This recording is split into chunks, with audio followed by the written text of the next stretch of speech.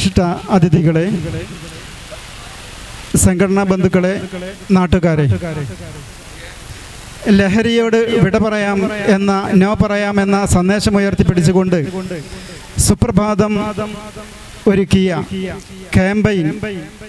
ക്യാമ്പയിൻ്റെ ഭാഗമായി ആദ്യഘട്ടം എന്ന നിലക്ക് വയനാട്, കോഴിക്കോട്, മലപ്പുറം ജില്ലകളെ കേന്ദ്രീകരിച്ചുകൊണ്ട് പ്രചാരണ വാഹനജാഥ നടത്തുകയാണ്. അതിൻ്റെ ഭാഗമായാണ് വാഹനജാഥ സംഘം നമ്മുടെ ഈ നാട്ടിലെത്തിയിരിക്കുന്നത്. ഇപ്പോഴെന്താണ് ഇങ്ങനെ ഒരു ലഹരിക്കെതിരെ ഒരു മീഡിയ രംഗത്ത് വന്നിട്ടുള്ളത് എന്നൊക്കെ തോന്നും. നമുക്കെല്ലാവർക്കും അറിയാം, ഇന്ന് എല്ലാ സംവിധാനങ്ങളും ലഹരിക്കെതിരെ, ഒരു സ്കൂൾ പ്രോഗ്രാം ആണെങ്കിലും അതുപോലെ വാർഷിക പ്രോഗ്രാമുകളാണെങ്കിലും ക്ലബിൻ്റെ പരിപാടികളാണെങ്കിലും ഒക്കെ ലഹരിക്കെതിരെ പ്രതിജ്ഞയും അതുപോലെ ലഹരി വിരുദ്ധ പ്രതിജ്ഞയൊക്കെ എടുക്കുന്ന അല്ലെങ്കിൽ ബോധവൽക്കരണങ്ങൾ നടക്കുന്ന ഒരു കാലഘട്ടമാണ്. മുമ്പൊന്നും ഇല്ലാത്ത വിധം ലഹരി പല വിധത്തിലും നമ്മുടെ തലമുറയെ ഗ്രസിച്ചു കൊണ്ടിരിക്കുകയാണ്. മുമ്പൊക്കെ കോളേജ് തലങ്ങളിലും അതുപോലെ യുവാക്കളിലും വയോജനങ്ങളിലുമൊക്കെയാണ് ലഹരി ഉപയോഗിച്ചിരുന്നതെങ്കിൽ ഇന്ന് ഹൈസ്കൂൾ തലങ്ങളിലും UP തലങ്ങളിലേക്ക് വരെ എത്തിയിരിക്കുന്നു എന്ന് പറയുമ്പോൾ അതിൻ്റെ ഗൗരവം നാം മനസ്സിലാക്കേണ്ടതുണ്ട്. അതുപോലെ സ്കൂളിലെ കുട്ടികളെ പോലും ഇതിൻ്റെ വാഹകരും ഉപയോക്താക്കളും അതുപോലെ വിൽപ്പനക്കാരുമായി മാറ്റുന്ന വൻ ഗൂഢസംഘം ഇന്ന് നമ്മുടെ നാട്ടിലൊക്കെ പ്രവർത്തിച്ചു കൊണ്ടിരിക്കുകയാണ്. പല പ്രദേശങ്ങളും ലഹരിയുടെ ഹബ്ബായി മാറിക്കൊണ്ടിരിക്കുന്നു. അതുകൊണ്ട് തന്നെ ഇതിനെതിരെ സമൂഹത്തിൻ്റെ കണ്ണു തുറപ്പിക്കുന്നതിന് വേണ്ടി എല്ലാ മേഖലകളിലും നിരന്തരമായ പ്രചാരണ പ്രവർത്തനങ്ങൾ അനിവാര്യമായി വന്നിരിക്കുകയാണ്.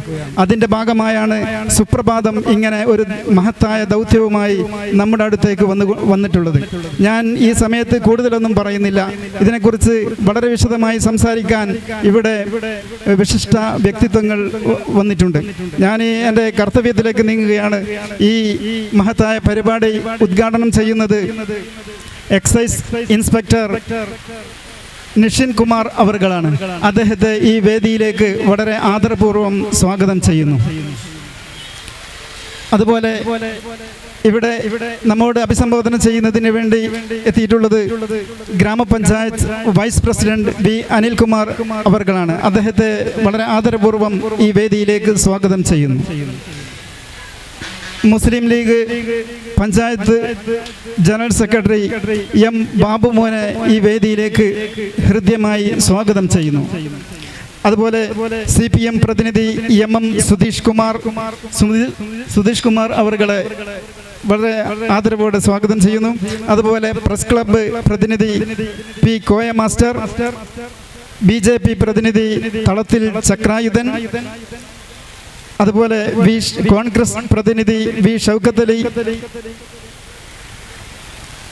അതുപോലെ മോഡറേറ്റർ റാഷിദ് സുപ്രഭാതം, റഷീദ് ഫൈസി, സംഘാടക സമിതിയുടെ chairman Rasheed Faizy Vellayikode, Kuttikkattoor range Jamaathul Muallimeen president E. Aboobacker Wahabi, അതിൻ്റെ ജനറൽ സെക്രട്ടറി ജമാലുദ്ദീൻ ദാരിമി തുടങ്ങി എല്ലാവരെയും, TP സുബൈർ മാസ്റ്റർ തുടങ്ങി സംഘടനാ പ്രവർത്തകരെയും സുപ്രഭാതം പത്രത്തിൻ്റെ പ്രതിനിധികളെയും നാട്ടുകാരെയും നല്ലവരായ നാട്ടുകാരെയും എല്ലാവരെയും ഈ പരിപാടിയിലേക്ക് സ്വാഗതം ചെയ്തുകൊണ്ട് ഈ പരിപാടി നിയന്ത്രിക്കുന്നതിന് വേണ്ടി മോഡറേറ്റർ റാഷിദ് അവർകളെ ആദരപൂർവ്വം ക്ഷണിക്കുന്നു. പ്രിയപ്പെട്ടവരെ, എല്ലാവർക്കും നമസ്കാരം. മെനിയാന്ന് വയനാട് ജില്ലയിലെ സുൽത്താൻ ബത്തേരിയിൽ നിന്ന് തുടങ്ങി മാനന്തവാടി വഴി കൽപ്പറ്റയിൽ, അടിവാരത്ത് ഈങ്ങാപ്പുഴയിൽ, താമരശ്ശേരിയിൽ, കൊടുവള്ളിയിൽ പര്യടനം നടത്തിയാണ് ഞങ്ങളുടെ യാത്ര ഇപ്പോൾ കുന്നമംഗലത്തെത്തിയിട്ടുള്ളത്. ഇന്ന് വൈകിട്ട് 7 മണിക്ക് കോഴിക്കോട് ബീച്ചിൽ ഞങ്ങളുടെ ഈ യാത്ര സമാപിക്കുകയാണ്. ഇന്നത്തെ 12-ാം തീയതി തിരൂരിലാണ് ഞങ്ങളുടെ യാത്ര. ആ സമയം വരെ 20 പോയിന്റുകളാണ് ഞങ്ങൾ പിന്നിടുന്നത്. ഞങ്ങൾ ഇങ്ങനെ ഒരു റിസ്ക് എടുത്ത് വെയിലും മഴയും കൊണ്ടൊരു യാത്ര, ഒരു പത്രസ്ഥാപനം സംഘടിപ്പിക്കുന്നത് എന്തിനെന്ന് ചോദിച്ചാൽ, ഒരു സാമൂഹ്യ ഉത്തരവാദിത്വം നിറവേറ്റേണ്ട ഒരു സമയമാണ് ഇപ്പോൾ എന്ന കൃത്യമായ ബോധ്യം സുപ്രഭാതം ദിനപത്രത്തിനുണ്ട് എന്നുള്ളതാണ്. ഇവിടെ പറഞ്ഞതുപോലെ കൊറോണയെയും കോവിഡിനെയും കെട്ടിച്ച ഒരു കാലഘട്ടം നമ്മുടെ മുൻപിലുണ്ട്. നമ്മൾ നമ്മൾ ഒരുമിച്ച് നിന്ന് ജാഗ്രതയുടെ നിർദ്ദേശങ്ങൾ ഓരോരുത്തർക്കും നൽകി പോലീസ് 6 മണിയാകുമ്പോൾ വടിയെടുത്ത് പുറത്തിറങ്ങി ആളുകളെ വീട്ടിലേക്ക് പറഞ്ഞയക്കുന്ന ഒരു സിസ്റ്റം ഉണ്ടായ ഒരു കാലഘട്ടം. ആ കാലഘട്ടത്തിൽ നമ്മളൊക്കെ എങ്ങനെയായിരുന്നുവോ അച്ചടക്കം പഠിച്ചത്, അതുപോലൊരു അച്ചടക്കത്തിന്റെ ആവശ്യകത ഉള്ള ഒരു സമയമാണ്, സന്ദർഭമാണ് ലഹരിയുമായി ബന്ധപ്പെട്ട വിഷയത്തിൽ നമുക്കുള്ളത്. നമുക്കറിയാം, കൊച്ചു കുട്ടികൾ പോലും ഈ അടുത്താണ് കോഴിക്കോട് ജില്ലയിലെ ഒരു 7ാം ക്ലാസ്സിൽ പഠിക്കുന്ന ഒരു പെൺകുട്ടി ബാംഗ്ലൂരിലെ മയക്കുമരുന്ന് റാക്കറ്റിന്റെ കണ്ണിയായിരുന്നു എന്ന വാർത്ത നമ്മൾ കേട്ട് ഞെട്ടിയത്. ഇന്നലെ ഞങ്ങളുടെ യാത്ര അടിവാരത്താണ്. അടിവാരത്തെ ഒരു 40 അംഗ കൂട്ടായ്മയുണ്ട്. ആ അടിവാരവും ചുരവും അവിടുത്തെ കാടുകളും വീടുവഴികളും ഒക്കെ കേന്ദ്രീകരിച്ച് ലഹരി വിൽപ്പന നടത്തുന്നവരെ കണ്ടെത്തുകയാണ് അവരുടെ ലക്ഷ്യം. അവർ പറഞ്ഞൊരു സത്യമുണ്ട്. 13 വയസ്സുകാരിയായിട്ടുള്ള ഒരു പെൺകുട്ടിയുമായി മിനിയാന്ന് രാത്രി അവിടെ 2 പുരുഷന്മാർ വരികയും അത് അർദ്ധരാത്രിയിലാണ് ഒരു കുറ്റിക്കാട്ടിൽ നിന്ന് അവരെ ഓടിച്ചു വിട്ടു എന്നാണ് ഇവർ പറയുന്നത്. നോക്കൂ, എവിടേക്കാണ് നമ്മുടെ ഈ നാട് പോയിക്കൊണ്ടിരിക്കുന്നത്. ഇതിനൊരു അറുതി ആവശ്യമാണ്. ഒരു നിയന്ത്രണവുമില്ലാതെ നമ്മുടെ നാട് പോവാൻ പാടില്ല എന്ന കൃത്യമായ ബോധ്യം നമുക്കുണ്ട്. ഇതൊരു ധാർമ്മിക വശമാണ്, മനുഷ്യന്റെ നിലനിൽപ്പിന്റെ പ്രശ്നമാണ്. കോവിഡിനെ കമ്പയർ ചെയ്തത് അതുകൊണ്ട് തന്നെയാണ്. കോവിഡ് പോലെ വിഷമാണ്, കോവിഡ് പോലെ ഭയക്കേണ്ടതാണ്, കോവിഡ് പോലെ നമ്മൾ ജാഗ്രത കാണിക്കേണ്ടതാണ്. അതുകൊണ്ട് തന്നെ ഞങ്ങളുടെ മാനേജിംഗ് എഡിറ്റർ ടി പി ചെറുപ്പ സാറിനെ വേദിയിലേക്ക് സ്വാഗതം ചെയ്യുകയാണ്. അതുകൊണ്ട് തന്നെയാണ് സുപ്രഭാതം ഇതിനെ നേരിടൽ അത്യന്തം ആപേക്ഷിതമാണ് എന്നതുകൊണ്ട് ഇത്തരം ഒരു പരിപാടിയുമായി ജനങ്ങളിലേക്ക് ഇറങ്ങുന്നത്. ഈ ചർച്ചയിൽ ഒരുപാട് അതിഥികൾ ഇവിടെയുണ്ട്. ഇതൊരു ആശംസാ പ്രസംഗങ്ങളും അങ്ങനെ അധ്യക്ഷ പ്രസംഗവും ഒക്കെ നടത്തി പിരിഞ്ഞു പോകുന്ന ഒരു പരിപാടിയല്ല ഈ ഒരു പരിപാടി. തത്സമയം ഞങ്ങളുടെ പ്രേക്ഷകർ ഇതൊക്കെ കണ്ടുകൊണ്ടിരിക്കുകയാണ്. ലോകത്തിന്റെ നാനാദിക്കുകളിൽ നിന്ന് അവർ കണ്ടുകൊണ്ടിരിക്കുകയാണ്. ഈ ബസ് സ്റ്റാൻഡിൽ ഒരുമിച്ച് കൂടിയിട്ടുള്ള സഹോദരന്മാർ, സഹോദരന്മാർ എല്ലാവരോടും ഞങ്ങൾ പറയുന്നു, ഇത് നിങ്ങൾക്ക് വേണ്ടിയുള്ളതാണ്. നിങ്ങൾക്ക് ഒരുപാട് ആശങ്കകളുണ്ട്, നിങ്ങൾ ഭയപ്പെട്ട് ജീവിക്കുകയാണ്, നിങ്ങളെ ആരും പേടിപ്പിച്ചിട്ടില്ല, പക്ഷെങ്കിലും നിങ്ങൾക്ക് ഭയമുണ്ട്. ആ ഭയം നമുക്ക് അവസാനിപ്പിക്കണം, നമുക്ക് ഇല്ലാതെയാക്കണം. അതിന് ഇവിടെ എക്സൈസ് ഉദ്യോഗസ്ഥന്മാരുണ്ട്, നമ്മുടെ നിയമപാലകർ, പോലീസ് സംവിധാനമുണ്ട്, നമ്മുടെ ഭരണാധികാരികളുണ്ട്, ഗ്രാമപഞ്ചായത്തിന്റെയും നഗരസഭകളുടെയും ബ്ലോക്കിന്റെയും ജില്ലാ പഞ്ചായത്തിന്റെയും ഒക്കെ ജനപ്രതിനിധികളുണ്ട്, MLA-മാരുണ്ട്, MP-മാരുണ്ട്, നിയമ സംവിധാനമുണ്ട്, വ്യവസ്ഥതയുണ്ട്, ഒക്കെയുണ്ട്.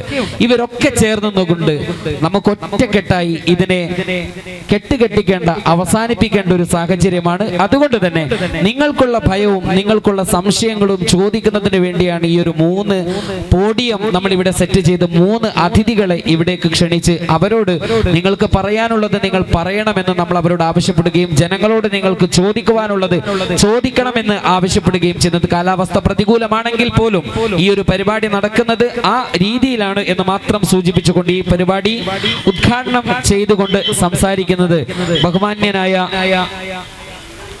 ബഹുമാന്യനായ എക്സൈസ് ഇൻസ്പെക്ടർ കൂടിയായിട്ടുള്ള നിഷിൽ കുമാർ സാറാണ്. അദ്ദേഹത്തോടൊപ്പം തന്നെ മറ്റൊരു പോഡിയത്തിലേക്ക് ഞാൻ വി അനിൽകുമാർ, ഗ്രാമപഞ്ചായത്തിന്റെ വൈസ് പ്രസിഡന്റ് ആണ്. അതോടൊപ്പം തന്നെ M ബാബുമോൻ, അദ്ദേഹത്തെയും ഞാൻ ഈ പോഡിയത്തിലേക്ക് ആദ്യഘട്ടത്തിൽ ക്ഷണിച്ചുകൊണ്ട് ആ സമയം തന്നെ നമ്മുടെ ഉദ്ഘാടനവും ഇവിടെ നടക്കുമെന്ന് സൂചിപ്പിച്ചുകൊണ്ട് 3 പേരെയും ഞാൻ പ്രസംഗ പീഠങ്ങളിലേക്ക് ക്ഷണിക്കുകയാണ്. ആദ്യം എക്സൈസ് ഇൻസ്പെക്ടർ നമ്മോട് സംസാരിക്കും, അതിനുശേഷം മറ്റ് അതിഥികളും സംസാരിക്കും. 3 പേരും പോഡിയങ്ങളിലേക്ക് വന്ന് നിൽക്കണമെന്ന് അറിയിക്കുകയാണ്.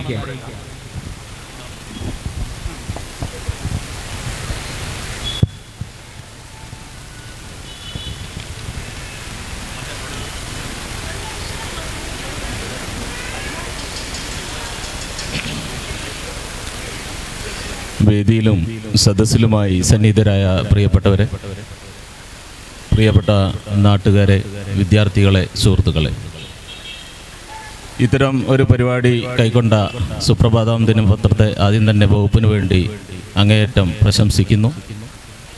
ഇന്നത്തെ ഈ ഒരു സായാഹ്നം നമുക്ക് ഇത്തരത്തിലുള്ള ഒരു വേദി പങ്കിട്ട സുപ്രഭാതത്തിന് എന്തുകൊണ്ടും ഇന്നത്തെ സമകാലീന വിഷയം എന്ന് പറയുന്നത് ലഹരിക്കെതിരെയുള്ള ഒരു പോരാട്ടം എന്നുള്ളത് തന്നെയാണ്. നമ്മുടെ കേരള മഹാരാജ്യത്ത്, കേരളത്തിൽ ഉടനീളം എല്ലാ സന്നദ്ധ സംഘടനകളും, അത് റെസിഡൻസ് ആവട്ടെ, മറ്റ് ഇതര സർവീസ് സംഘടനകളാകട്ടെ, രാഷ്ട്രീയ പാർട്ടികളാകട്ടെ, എല്ലാവരും തന്നെ ഇന്നൊരു സമരത്തിൻ്റെ പാതയിലാണ്. ഈ ഒരു വലിയ വിപത്തിനെ നമ്മുടെ നാട്ടിൽ നിന്ന് എന്നേക്കുമായി തുടച്ചു നീക്കേണ്ടത് നമ്മൾ ഓരോരുത്തരുടെയും കർത്തവ്യമാണ്. അതുകൊണ്ടാണ് ഇതിൻ്റെ ആവശ്യം അറിഞ്ഞുകൊണ്ട് ഇത്തരത്തിലുള്ള പരിപാടികളൊക്കെ തന്നെ ഇവിടെ സംഘടിപ്പിച്ചു പോരുന്നത്. തീർച്ചയായിട്ടും വകുപ്പിനെ സംബന്ധിച്ചിടത്തോളം വളരെ ഊർജ്ജസ്വലമായ പ്രവർത്തനങ്ങളാണ് ഈ കഴിഞ്ഞ കുറച്ച് കാലങ്ങളായിട്ട് നിങ്ങൾ കണ്ടുകൊണ്ടിരിക്കുന്നത്.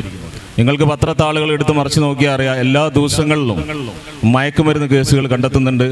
അതിലെ കുറ്റവാളികളെ നിയമത്തിന് വിധേയനാക്കുന്നുണ്ട്. ഇന്നലെയും നമ്മുടെ കുന്നമംഗലം എക്സൈസ് റേഞ്ച് ഓഫീസിൽ NIT-യുടെ തൊട്ടടുത്ത പ്രദേശമായ മുത്താലത്ത് വെച്ച് 1 കിലോ 350 ഗ്രാം കഞ്ചാവാണ് കണ്ടെടുത്തത്. 1 കിലോ 350 ഗ്രാം കഞ്ചാവ് എന്ന് പറയുന്നത് ഇന്റർമീഡിയറ്റ് ക്വാണ്ടിറ്റിയാണ്. പ്രതിയെ റിമാൻഡ് ചെയ്തിരിക്കുകയാണ്. അതൊരു വെസ്റ്റ് ബംഗാളിൽ നിന്ന് വന്നൊരു ആളാണ് ആ കുറ്റകൃത്യം ചെയ്തത്. അദ്ദേഹത്തെ ചോദ്യം ചെയ്തതിൽ വളരെ ചുരുങ്ങിയ വിലയ്ക്ക് 10-20,000 രൂപയ്ക്ക് ആ ഒഡീഷ പോലുള്ള സംസ്ഥാനത്ത് നിന്ന് വാങ്ങി നമ്മുടെ നാട്ടിലേക്ക് വിൽപ്പനയ്ക്കായിട്ട് കൊണ്ടുവരികയാണ്. അപ്പോൾ നമ്മുടെ ഈ ഒരു കൊച്ചു കേരളത്തിൽ ഇതൊരു നല്ല വിളനിലമാക്കി എടുത്തിരിക്കുകയാണ് ഇവരൊക്കെ. അപ്പോൾ അന്യ സംസ്ഥാന തൊഴിലാളികളെ കൃത്യമായിട്ട് നമ്മൾ നോക്കുന്നുണ്ട്. അവർക്ക് താമസ സ്ഥലം ഒരുക്കി കൊടുക്കുന്ന ആളുകളൊക്കെ തന്നെ വളരെയധികം ജാഗ്രത പുലർത്തേണ്ടതാണ്. ഇത്തരത്തിലുള്ള ആളുകളെ ഒന്നും തന്നെ നമ്മൾ ആദ്യം തന്നെ നമ്മൾ വാടക കൊടുത്താൽ നമുക്ക് മാസത്തിൽ കാശ് കിട്ടും, വലിയൊരു പൈസയാണ് നമുക്ക് കിട്ടുന്നത്. ഒരാൾക്ക് 5,000 രൂപ 6,000 രൂപ വെച്ച് മേടിക്കുമ്പം ഒരുപാട് ആളുകളെ ഒരു റൂമിൽ അക്കോമഡേറ്റ് ചെയ്യണം. അപ്പോൾ അവർ പണിക്ക് പോകാതെ ഇത്തരം കുറ്റകൃത്യങ്ങളിലൊക്കെ തന്നെയാണ് ഏർപ്പെടുന്നത്. അപ്പോൾ അത്തരം ആളുകളുടെ കാര്യത്തിൽ എല്ലാവരും ഒന്ന് ശ്രദ്ധിക്കേണ്ടതായിട്ടുണ്ട്. അപ്പോൾ ഇന്നലെ നമ്മൾ ചോദ്യം ചെയ്തപ്പോൾ നമ്മളെ കേസുകളിൽ ഒട്ടുമിക്ക കേസുകളിലും 19, 20, 21, 22 വയസ്സായ ആളുകൾ ഇത്തരം അന്യ സംസ്ഥാനത്ത് നിന്ന് വരുന്ന അതിഥി തൊഴിലാളികളാണ് ഉൾപ്പെട്ടുകൊണ്ടിരിക്കുന്നത്. അപ്പോൾ തീർച്ചയായിട്ടും വലിയ രീതിയിലുള്ള ഒരു പ്രവർത്തനമാണ് എക്സൈസ് വകുപ്പ് ഇപ്പോൾ നടത്തിക്കൊണ്ടിരിക്കുന്നത്. എൻഫോഴ്സ്മെന്റ് ആയാലും വിമുക്തി പോലുള്ള ഇത്തരം പരിപാടികളായാലും എക്സൈസ് വകുപ്പ് വളരെ കുറഞ്ഞ ജീവനക്കാരെ വെച്ച് ഊഷ്മളമായ നല്ല ഊർജ്ജസ്വലമായ പ്രവർത്തനങ്ങളാണ് ഇതുവരെയായി നടത്തിക്കൊണ്ടുവരുന്നത്. അതാണ് ഈ കഴിഞ്ഞ കാലങ്ങളിലൊക്കെ തന്നെ കേസിന്റെ എണ്ണം ക്രമാതീതമായി വർദ്ധിച്ചിട്ടുണ്ട്. പക്ഷേ നമ്മുടെ ഇന്ത്യ മഹാരാജ്യം എടുത്ത് പരിശോധിച്ചാൽ നിങ്ങൾക്ക് ഓരോരുത്തർക്കും അറിയാം, നമ്മുടെ കേരളത്തിൽ എടുക്കുന്ന ഈ കേസുകൾ, അതേപോലെ ഈ കേസുകൾ എടുക്കുന്നത് മാത്രമല്ല, ഒരു കേസ് കണ്ടുപിടിക്കുക എന്നുള്ളത് മാത്രമല്ല, ആ കേസിൽ ഒരു കുറ്റവാളിക്ക് തക്കതായ ശിക്ഷ വാങ്ങിക്കൊടുക്കുന്ന കാര്യത്തിൽ നമ്മുടെ കേരളം 1ാം സ്ഥാനത്താണ്. 98.16 നമ്മുടെ കൺവിക്ഷൻ റേറ്റ് എന്ന് പറയുന്നത്. നമ്മളെ തൊട്ട് അയൽ സംസ്ഥാനമായ തെലുങ്കാനയ്ക്കോ ആന്ധ്രയ്ക്കോ പോലുമില്ല. പിന്നെയും കുറച്ച് മെച്ചപ്പെട്ട് എന്ന് പറയുന്നത് തമിഴ്നാടാണ്. ബാക്കി എല്ലാ സംസ്ഥാനങ്ങളിലേക്കാളും ഉയർന്ന നിരക്കുള്ള കൺവിക്ഷൻ റേറ്റ് നമ്മുടെ കേരള സംസ്ഥാനത്താണ്. രാജ്യത്തുടനീളം, നമ്മുടെ ഇന്ത്യയിൽ മാത്രമല്ല മറ്റു പല രാജ്യങ്ങളിലും ഇത്തരത്തിലുള്ള ലഹരിയുടെ ഒരു വൻ ശൃംഖല തന്നെ ഉണ്ട് എന്നുള്ള കാര്യത്തിൽ യാതൊരു തർക്കവുമില്ല. ഒരു രാജ്യത്തിന് മറ്റൊരു രാജ്യത്തെ പരാജയപ്പെടുത്തണമെങ്കിൽ അടുത്ത തലമുറയെ ഇല്ലാതാക്കുക എന്നുള്ളതാണ് അവരുടെ പ്രധാന ലക്ഷ്യം. അതിനാണ് ഈ 19, 20, 21 വയസ്സുള്ള ആളുകളിലേക്ക് ഇത് കേന്ദ്രീകരിക്കുന്നത്. അപ്പോൾ അവരെ സംബന്ധിച്ചിടത്തോളം അവർക്ക് തിരിച്ചറിയാനുള്ള ഒരു കഴിവ് കുറവാണ്. അതുകൊണ്ടാണ് ഇത്തരം ആളുകളെ തെരഞ്ഞു പിടിച്ച് കൊണ്ടുവരുന്നത്.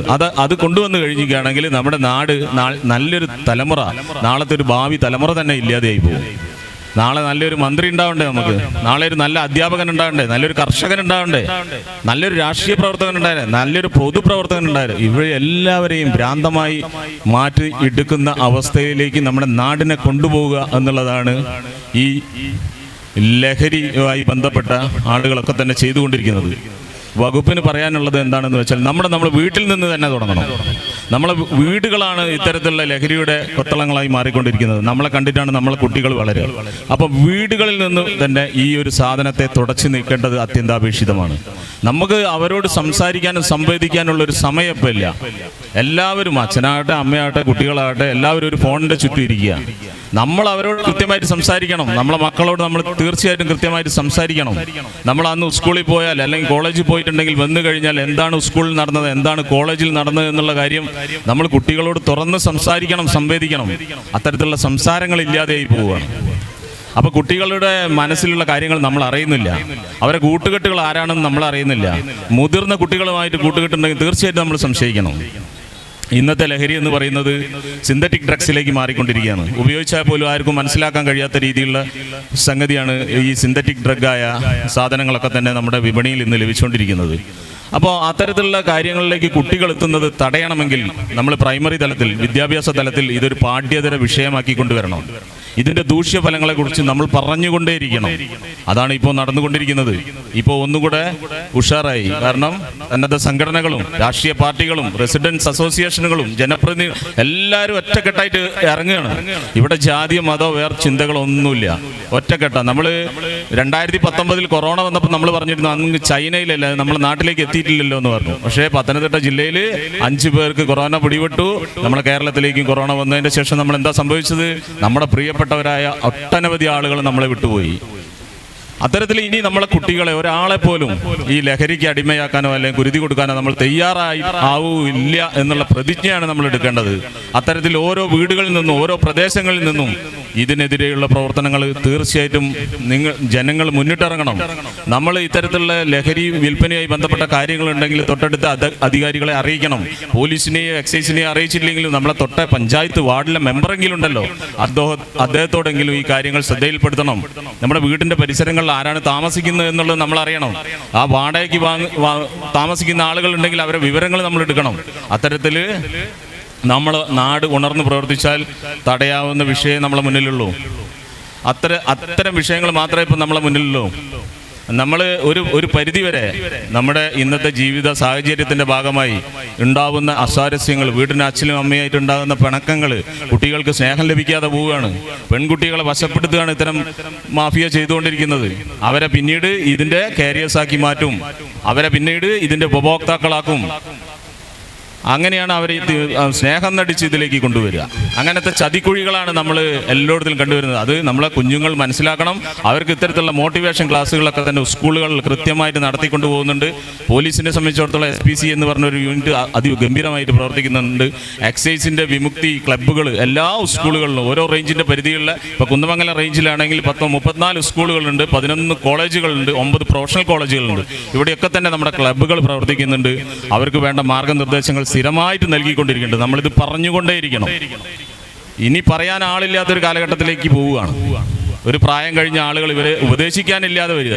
അപ്പോൾ നമ്മളെ കുട്ടികൾ നേർവഴി തിരഞ്ഞെടുക്കണമെങ്കിൽ അവരെ ചെറുപ്പം മുതലേ ഇതിനുള്ള പ്രാഥമികമായ വിദ്യാഭ്യാസം അവർക്ക് നൽകിക്കൊണ്ട് നമുക്ക് ഇത്തരത്തിലുള്ള ലഹരിക്കെതിരെയുള്ള പോരാട്ടത്തിൽ മുന്നണി പോരാളികളായി നിന്ന് പോരാടാം എന്ന് മാത്രം പറഞ്ഞുകൊണ്ട് ഇന്നത്തെ ഈ ഒരു സായനത്തിൽ സംഘടിപ്പിച്ച ഈ ഒരു പരിപാടി ഔപചാരികമായി ഉദ്ഘാടനം ചെയ്തതായി അറിയിക്കുന്നു. നമ്മളെ സാറിൻ്റെ ഒരു പ്രസംഗം ഇവിടെ കേട്ടു. സാർ പോവരുത്. നല്ല മനോഹരമായ ഒരു പ്രസംഗം, നമുക്കൊക്കെ പ്രത്യാശ നൽകുന്ന ഒരു അഭിപ്രായ പ്രകടനം സാറ് മുന്നോട്ട് വെക്കുകയുണ്ടായി. സ്കൂൾ പ്രൈമറി തലം മുതൽ തന്നെ പാഠ്യപദ്ധതിയിൽ ലഹരി വിരുദ്ധ പാഠഭാഗങ്ങൾ ഉൾപ്പെടുത്തണം എന്നതിനെ നമ്മൾ അപ്രീഷിയേറ്റ് ചെയ്യുകയാണ്. അതോടൊപ്പം സാർ ഇപ്പോൾ ഏറ്റവും വലിയൊരു പ്രശ്നം എന്ന് പറയുന്നത് നമ്മുടെ കുട്ടികളെ കാരിയർമാരാക്കി മാറ്റുന്ന ലഹരി സംഘം വല്ലാതെ വളർന്നുകൊണ്ടിരിക്കുകയാണ്. കുട്ടികളാണ്, അവരെ സംശയിക്കാൻ പാടില്ല, അവരെ പരിശോധിക്കാൻ പാടില്ല, അവർക്കെതിരെ നിയമ നടപടികൾക്ക് ഒരുപാട് പരിമിതികളുണ്ട്. അതോടൊപ്പം തന്നെ പലതരത്തിൽ അവർക്ക് പല സാഹചര്യങ്ങളും ഈ രീതിയിൽ അവരെ ചെക്ക് ചെയ്യില്ല എന്നത് അനുകൂലമാക്കുന്നുണ്ട് ഈ കാരിയർമാർ. ഈ ഒരു പ്രക്രിയ തടയാൻ എന്ത് മെക്കാനിസം നമുക്ക് ഉപയോഗപ്പെടുത്താൻ പറ്റും സാർ? കുട്ടികളെ സംബന്ധിച്ച് നമ്മൾ പറയുമ്പോൾ അവരെ നമ്മൾ ഒരു കേസ് എടുത്തുകൊണ്ട്, അതായത് മയക്കുമരുന്ന് കൈവശം വെച്ചാൽ അവരെ കേസെടുത്തുകൊണ്ട് തുറങ്കലിൽ അടയ്ക്കുക എന്നുള്ള ഒരു രീതിയിലേക്കല്ല നമ്മുടെ സംവിധാനങ്ങൾ പോകുന്നത്. കാരണം അവർക്ക് അതിൽ നിന്ന് മുക്തരായി അത് നന്നാവാനുള്ള ഒരു അവസരം നമ്മൾ കൊടുക്കണം. അതിനാണ് അവരെ നമ്മൾ നേരിട്ട് അറസ്റ്റ് ചെയ്താൽ യൂണിഫോം പോലും ധരിക്കാതെയാണ് അവരെ നമ്മൾ ഹാജരാക്കാൻ കൊണ്ടുപോവുക, അല്ലേ? അതെന്തിനാണെന്ന് വെച്ചാൽ അവർക്ക് പിന്നീട് ഒരു അവസരമുണ്ട്, അവർക്ക് തിരിച്ചു വരാനുള്ള ഒരു അവസരം കൊടുക്കണം നമ്മൾ. പ്രായപൂർത്തിയാവാത്ത കുട്ടികൾ ഇതിൽ ഉൾപ്പെട്ടിട്ടുണ്ടെങ്കിൽ അവർക്ക് ചിന്തിക്കാനുള്ള വിവേകം ഇല്ലാത്തത് കൊണ്ടാണ് അവരെ ഇതിലേക്ക് എത്തിപ്പെടുന്നത്. അതുകൊണ്ട് അത്തരത്തിൽ എത്തിപ്പെടുന്ന ആളുകളെ നമ്മളത് പറഞ്ഞ് മനസ്സിലാക്കി അവർക്ക് ഒരുപാട് മോട്ടിവേഷൻ ക്ലാസ്സുകൾ നൽകിക്കൊണ്ട് അത്തരത്തിൽ അവരെ ഡി അഡിക്ഷൻ സെൻ്ററിൽ ഇനിയിപ്പോൾ അവരത് യൂസ് ചെയ്യുന്നുണ്ടെങ്കിൽ അത്തരം ആളുകളെ നമ്മൾ നിരവധി ആളുകളെ നമ്മൾ പിടിച്ചെടുക്കുന്ന കേസുകളിൽ തന്നെ ഉൾപ്പെട്ട നിരവധി ആളുകളെ നമ്മൾ ഡി അഡിക്ഷൻ സെൻ്ററിൽ കൊണ്ടുപോകാറുണ്ട്. ചികിത്സ വേണ്ട ആളുകൾക്ക് നമ്മൾ ചികിത്സ കൊടുക്കാറുണ്ട്. അല്ലാത്ത ആളുകൾക്ക് കൗൺസിലിംഗ് കൊടുത്തിട്ട് അവരെ തിരിച്ച് ജീവിതത്തിലേക്ക് കൊണ്ടുവരുന്ന ഒരു പ്രക്രിയ നടന്നുകൊണ്ടിരിക്കുകയാണ്. അതുകൊണ്ട് തീർച്ചയായിട്ടും കുട്ടികളെ അതാണ് എക്സ്പോസ് ചെയ്യാത്തത്. പേപ്പറിൽ പോലും അത്തരം വാർത്തകൾ കൊടുക്കാതിരിക്കുന്നത് പ്രായപൂർത്തിയാവാത്ത കുട്ടികളെ അവരെ ദുരുപയോഗിക്കുന്ന ആളുകൾക്കെതിരെ അവരെ കണ്ടെത്താൻ നമുക്ക് എന്താണ് ചെയ്യാൻ സാധിക്കുക? അവരെ കണ്ടെത്തുക എന്ന് പറയുന്നത് നമ്മളൊരു കേസ് എടുക്കുന്ന സമയത്ത്, നമ്മൾ പിടിക്കുന്ന സമയത്താണ് നമുക്ക് ഈ ആളുകളെ കിട്ടുന്നത്.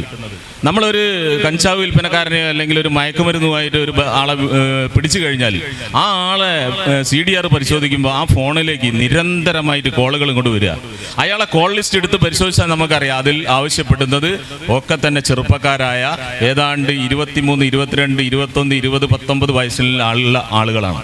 അപ്പോൾ ആ ലിസ്റ്റിംഗ് ഇങ്ങോട്ട് എടുത്തു കഴിഞ്ഞാൽ നമുക്ക് ഈ ആളുകളെയൊക്കെ തന്നെ കിട്ടും. അപ്പോൾ ഈ ആളുകളോടൊക്കെ തന്നെ നമ്മൾ അവരെ തേടിയെത്തും, അല്ലെങ്കിൽ നമ്മൾ അവരെ ഓഫീസിലേക്ക് വിളിപ്പിക്കും. എന്നിട്ട് അച്ഛനെ അമ്മനെയും വിളിക്കും. അച്ഛനെ അമ്മനെയും വിളിക്കുന്ന സമയത്താണ് അവർ പോലും അറിയുന്നത് എൻ്റെ മകൻ അല്ലെങ്കിൽ എൻ്റെ മകൾ ഇത് ഉപയോഗിക്കുന്നുണ്ട് എന്നുള്ള കാര്യം. അതാണ് ഞാൻ നേരത്തെ പറഞ്ഞത്. നമ്മളെ വീടുകളിൽ നമ്മളെ കുഞ്ഞുങ്ങൾ രാത്രി നമ്മൾ ഉറങ്ങാൻ കിടക്കുമല്ലോ, നമ്മളെല്ലാവരും ഒരുമിച്ച് ഉറങ്ങാൻ കിടക്കും. ഉറങ്ങിക്കിടന്നാൽ പിന്നെ നമ്മൾ പിറ്റേന്ന് രാവിലെയാണ് അറിയുന്നത് അല്ലേ. ഈ കുഞ്ഞുങ്ങൾ നമ്മളെ വീട്ടിലുണ്ടോ എന്നുള്ള കാര്യം ഒന്ന് അച്ഛനോ അമ്മയോ ഒന്ന് പരിശോധിക്കുന്നത് ഏറ്റവും നല്ലതാണ്. മനസ്സിലായില്ലേ? യെസ്, വളരെ മനോഹരമായ പ്രവർത്തനം. കാരണം എക്സൈസിനെ സംബന്ധിച്ചിടത്തോളം ഏറ്റവും കൂടുതൽ ജനങ്ങൾ സപ്പോർട്ട് ചെയ്യേണ്ട ഒരു ടീം അല്ലെങ്കിൽ ഒരു വിഭാഗം ഇന്ന് എക്സൈസ് ഡിപ്പാർട്ട്മെന്റും പോലീസ് ഡിപ്പാർട്ട്മെന്റുമാണ്. അവരുടെ ആജ്ഞകൾ അനുസരിക്കാനും അവർക്ക് നിർദ്ദേശങ്ങൾ, അവരോട് ആവശ്യങ്ങൾ പറയാനും, രഹസ്യമായിട്ട് നമ്മുടെ ഏതെങ്കിലും വീട് നമ്മുടെ അറിവിലൊക്കെ ഇത്തരം ഉപയോഗങ്ങൾ നടത്തുന്ന ആളുകൾ ഉണ്ടെങ്കിൽ രഹസ്യമായ ഇവരുടെ നമ്പറുകൾ കാര്യങ്ങളൊക്കെ സംഘടിപ്പിച്ച് ഇവർക്ക് ഇൻഫർമേഷൻ കൊടുക്കാൻ ഒക്കെയാണ് ഞാനും നിങ്ങളുമൊക്കെ തയ്യാറാവേണ്ടത് എന്നതാണ്. ഞാൻ ഗ്രാമപഞ്ചായത്ത് വൈസ് പ്രസിഡന്റ് അനിൽകുമാർ സാറിലേക്ക് വന്നു കഴിഞ്ഞാൽ, സാർ, കുന്നമംഗലം എന്ന് പറയുന്നത് ഈ പ്രദേശത്ത് ബാറും ബീവറേജസും അതുപോലെ തന്നെ ഷാപ്പും ഒക്കെ ഉൾപ്പെടുന്ന ഒരു പ്രദേശമാണ്. ലഭ്യത ഏറ്റവും കൂടുതലുള്ള ഒരു ഗ്രാമപഞ്ചായത്തോ അല്ലെങ്കിൽ ഗ്രാമപഞ്ചായത്തിനോ തൊട്ടടുത്ത് കിടക്കുന്ന മറ്റു പഞ്ചായത്തുകളിലൊക്കെ ഇവ ലഭ്യമാണ്. ഈ ഒരു സാഹചര്യത്തിൽ കുന്നമംഗലത്ത് ഗ്രാമപഞ്ചായത്തിന്റെ ഒരു ഉപാധ്യക്ഷൻ എന്ന നിലയിൽ നിങ്ങൾ കൈക്കൊള്ളുന്ന നടപടിക്രമങ്ങളും ജാഗ്രതകളും ഒക്കെ സമൂഹത്തിലേക്ക് അവർക്ക് കൂടി ഉൾക്കൊള്ളാൻ കഴിയുന്ന തരത്തിലേക്കുള്ള പദ്ധതികൾ എന്തൊക്കെയാണ് നിങ്ങൾ ആവിഷ്കരിച്ചിട്ടുള്ളത്? ഒരു സാമൂഹ്യ പ്രവർത്തകൻ അല്ലെങ്കിൽ ജനങ്ങൾക്കിടയിൽ ജീവിക്കുന്നയാളെന്ന നിലയിൽ ഈ കാലഘട്ടത്തിൽ ഇത്തരം പ്രശ്നങ്ങളെ സാർ എങ്ങനെയാണ് നോക്കിക്കാണുന്നത്? ഇവിടെ നേരത്തെ എക്സൈസ് ഇൻസ്പെക്ടർ സൂചിപ്പിച്ചതുപോലെ ഇന്ന് നമ്മുടെ നാടിനെ ഗ്രഹിച്ചുകൊണ്ടിരിക്കുന്ന ഈ വിപത്ത് നാട്ടിലെ മുഴുവൻ ആളുകളും സംഘടിതമായി പ്രതിരോധിച്ചെങ്കിൽ മാത്രമേ നമുക്ക് അവസാനിപ്പിക്കാൻ വേണ്ടി കഴിയൂ. പല ഉദാഹരണങ്ങളും ഇവിടെ പ്രതിപാദിക്കുകയുണ്ടായി. ഒന്ന്, നമ്മുടെ നേരത്തെ കോവിഡിനെ നമ്മൾ പ്രതിരോധിച്ചത്. കോവിഡ് വന്നപ്പോൾ നമ്മളതിനെ പ്രതിരോധിച്ചത് ഈ നാട്ടിലെ എല്ലാ ജനവിഭാഗങ്ങളും ഒന്നിച്ചുകൊണ്ടാണ്. ഇപ്പോൾ അതേപോലെ തന്നെ ഒന്നിച്ച് പ്രതിരോധിക്കേണ്ടുന്ന ഒന്നാണ് ലഹരിക്കെതിരായിട്ടുള്ള ക്യാമ്പയിൻ എന്നാണ് ഞാൻ കാണുന്നത്. തദ്ദേശ സ്വയംഭരണ സ്ഥാപനം എന്ന നിലയ്ക്ക് കുന്നമംഗലം മാത്രമല്ല, എല്ലാ തദ്ദേശ സ്വയംഭരണ സ്ഥാപനങ്ങളിലും എക്സൈസ് ഡിപ്പാർട്ട്മെൻറ്റും പോലീസ് ഡിപ്പാർട്ട്മെൻറ്റും ചുരുങ്ങിയത് ഒരു 2 മാസ കാലയളവിടെ ഇടയ്ക്ക് ഭരണസമിതി മീറ്റിങ്ങുകൾ ഉൾപ്പെടെ പങ്കെടുത്തുകൊണ്ട് അതാത് കാലത്ത് ഉയർന്നു വരാറുള്ള പ്രത്യേകമായ പ്രശ്നങ്ങൾ ചർച്ച ചെയ്യാറുണ്ട്. പ്രത്യേകിച്ച് നമ്മുടെ കുന്നമംഗലത്തെ എക്സൈസ് ഡിപ്പാർട്ട്മെൻറ്റിലെ ഉദ്യോഗസ്ഥരെല്ലാം നമ്മുടെ ഭരണസമിതി മീറ്റിങ്ങിൽ വന്ന് ആ കാലഘട്ടത്തിലുണ്ടാകുന്ന പ്രശ്നങ്ങൾ വളരെ ഗൗരവപൂർവ്വം ചർച്ച ചെയ്യുകയും ജനപ്രതിനിധികൾ എന്ന നിലയ്ക്ക് അതിന് നൽകേണ്ടുന്ന പ്രാധാന്യത്തെ സംബന്ധിച്ച് ബോധ്യപ്പെടുത്താറുമെല്ലാമുണ്ട്. അതനുസരിച്ച് വാർഡ് തലത്തിൽ ജാഗ്രതാ സമിതികൾ ഉൾപ്പെടെ ചേർന്നുകൊണ്ട് ഇതിനാവശ്യമായിട്ടുള്ള പ്രതിരോധ പ്രവർത്തനങ്ങൾ സംഘടിപ്പിക്കാറുണ്ട്. ഗ്രാമസഭകളിൽ ഇതിനാവശ്യമായിട്ടുള്ള ക്യാമ്പയിനുകൾ നടത്താറുണ്ട്.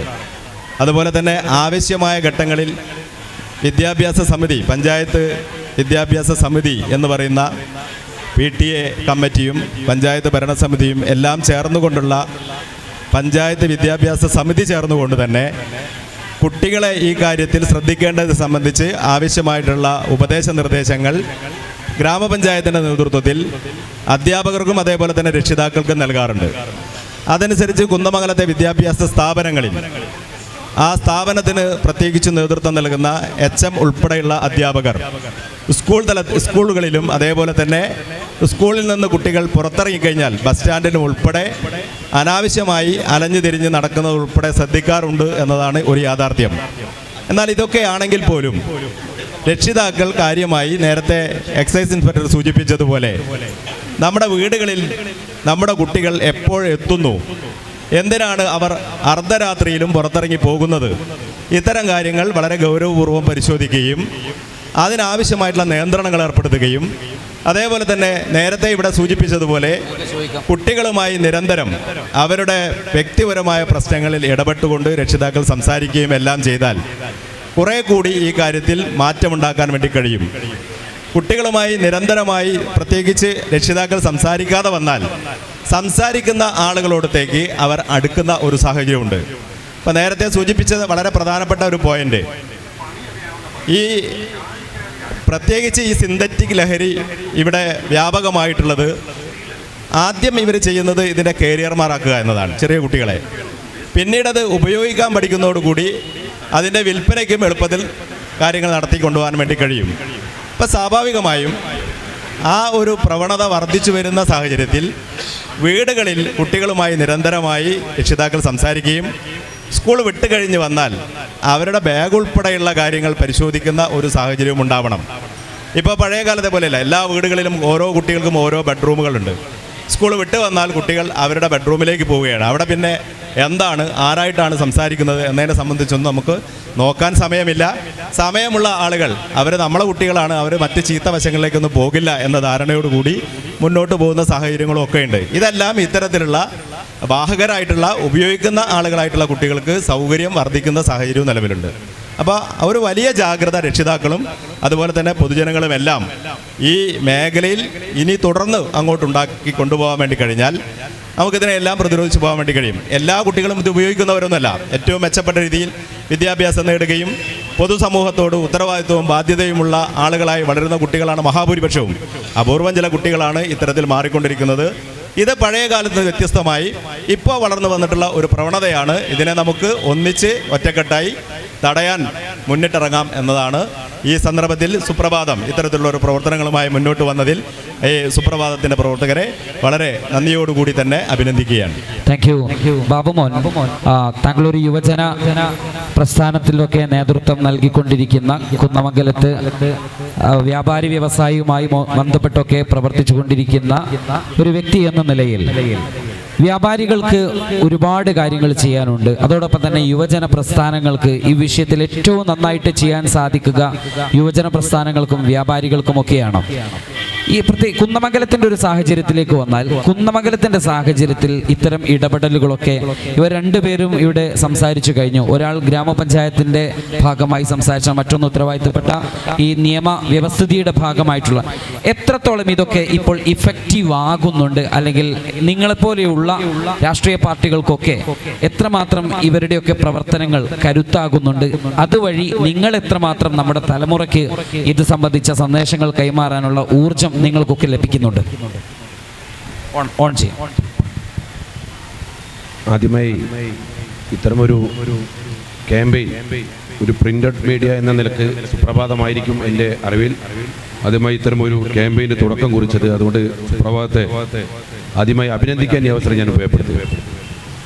എനിക്കിവിടെ സൂചിപ്പിക്കാനുള്ളത്, ഇവിടെ എക്സൈസ് ഇൻസ്പെക്ടറും അതോടൊപ്പം തന്നെ ഗ്രാമപഞ്ചായത്തിൻ്റെ ഉപാധ്യക്ഷനും ഒക്കെ തന്നെ സംസാരിച്ചു.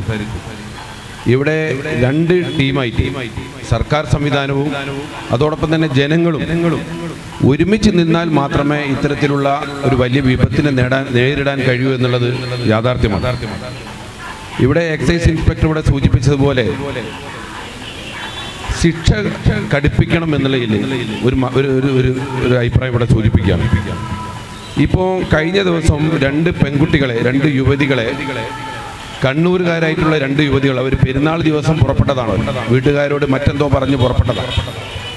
ആ രണ്ട് യുവതികളെ, അതിൽ ഒരു യുവതി അതിനുശേഷം ഈ ഒരു ശിക്ഷ അവർക്ക് കിട്ടിയത് ശിക്ഷ ലഭിച്ചിട്ടില്ല എന്നുള്ള വീരവാദമാണ് ഈ ചാനൽ കൂടെ പുറത്തുവിട്ടത്. ഒരു യുവതി അവർ പറയുന്നത് എൻ്റെ കയ്യിൽ നിന്നൊന്നും കിട്ടിയിട്ടില്ല. അതിന് അവർ മറുപടി, ബന്ധപ്പെട്ട എക്സൈസ് ഉദ്യോഗസ്ഥന്മാരുടെ മറുപടി, അത് എത്രയോ ശതമാനത്തിന് താഴെ ആയതുകൊണ്ടാണ് അവർക്ക് നോൺ വെയിലബിൾ ഒഫൻസിൽ ഉൾപ്പെടുത്താൻ പറ്റാത്തത് എന്ന് പറയുന്നു. അപ്പോൾ എവിടെയാണ് ഈ ശിക്ഷ വരുന്നത് എന്ന് മനസ്സിലാവുന്നില്ല.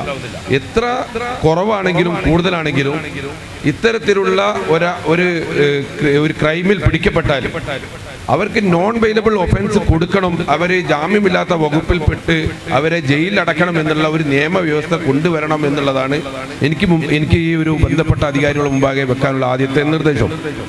മറ്റൊന്ന്, സ്കൂളുകളിൽ നമ്മൾ പഴയ കാലത്തിലേക്ക് തിരിച്ചു വരണം. സ്കൂളുകളിൽ ഇപ്പോൾ പണ്ട് ഉള്ള അതേപോലുള്ള ഒരു ശിക്ഷാ നടപടികളൊന്നും ഇല്ലാതായി പോയ ഒരവസ്ഥയാണ്. അവിടെയാണ് രക്ഷിതാക്കള് ഉണർന്ന് പ്രവർത്തിക്കേണ്ടത്. അധ്യാപകരുടെ കയ്യിലേക്ക് ചൂരൽ വീണ്ടും കൊടുക്കണം എന്നുള്ളൊരു അഭിപ്രായമാണ് എനിക്ക് ഈ അവസരത്തിൽ സൂചിപ്പിക്കാനുള്ളത്. കാരണം അത്തരത്തിലുള്ള ശിക്ഷാ നടപടികൾ സ്കൂളുകളിൽ നിന്നും കിട്ടുന്നില്ല എന്നുള്ളത് കൊണ്ട് തന്നെ അവരൊക്കെ തന്നെ ഇതൊന്നും ഒരു പ്രശ്നമല്ല എന്ന തരത്തിലേക്ക് കുട്ടികൾ വളർന്നു വരുന്നു എന്നൊരു സാഹചര്യം മാറ്റിയെടുക്കുന്നതിന് വേണ്ടി സ്കൂളുകളിൽ നിന്ന് അത്തരത്തിലുള്ള ചെറിയ ശിക്ഷ കിട്ടുന്നത് ഇല്ലാതാക്കിയ അത് തിരിച്ചു കൊണ്ടുവരണം എന്ന് തന്നെയാണ്.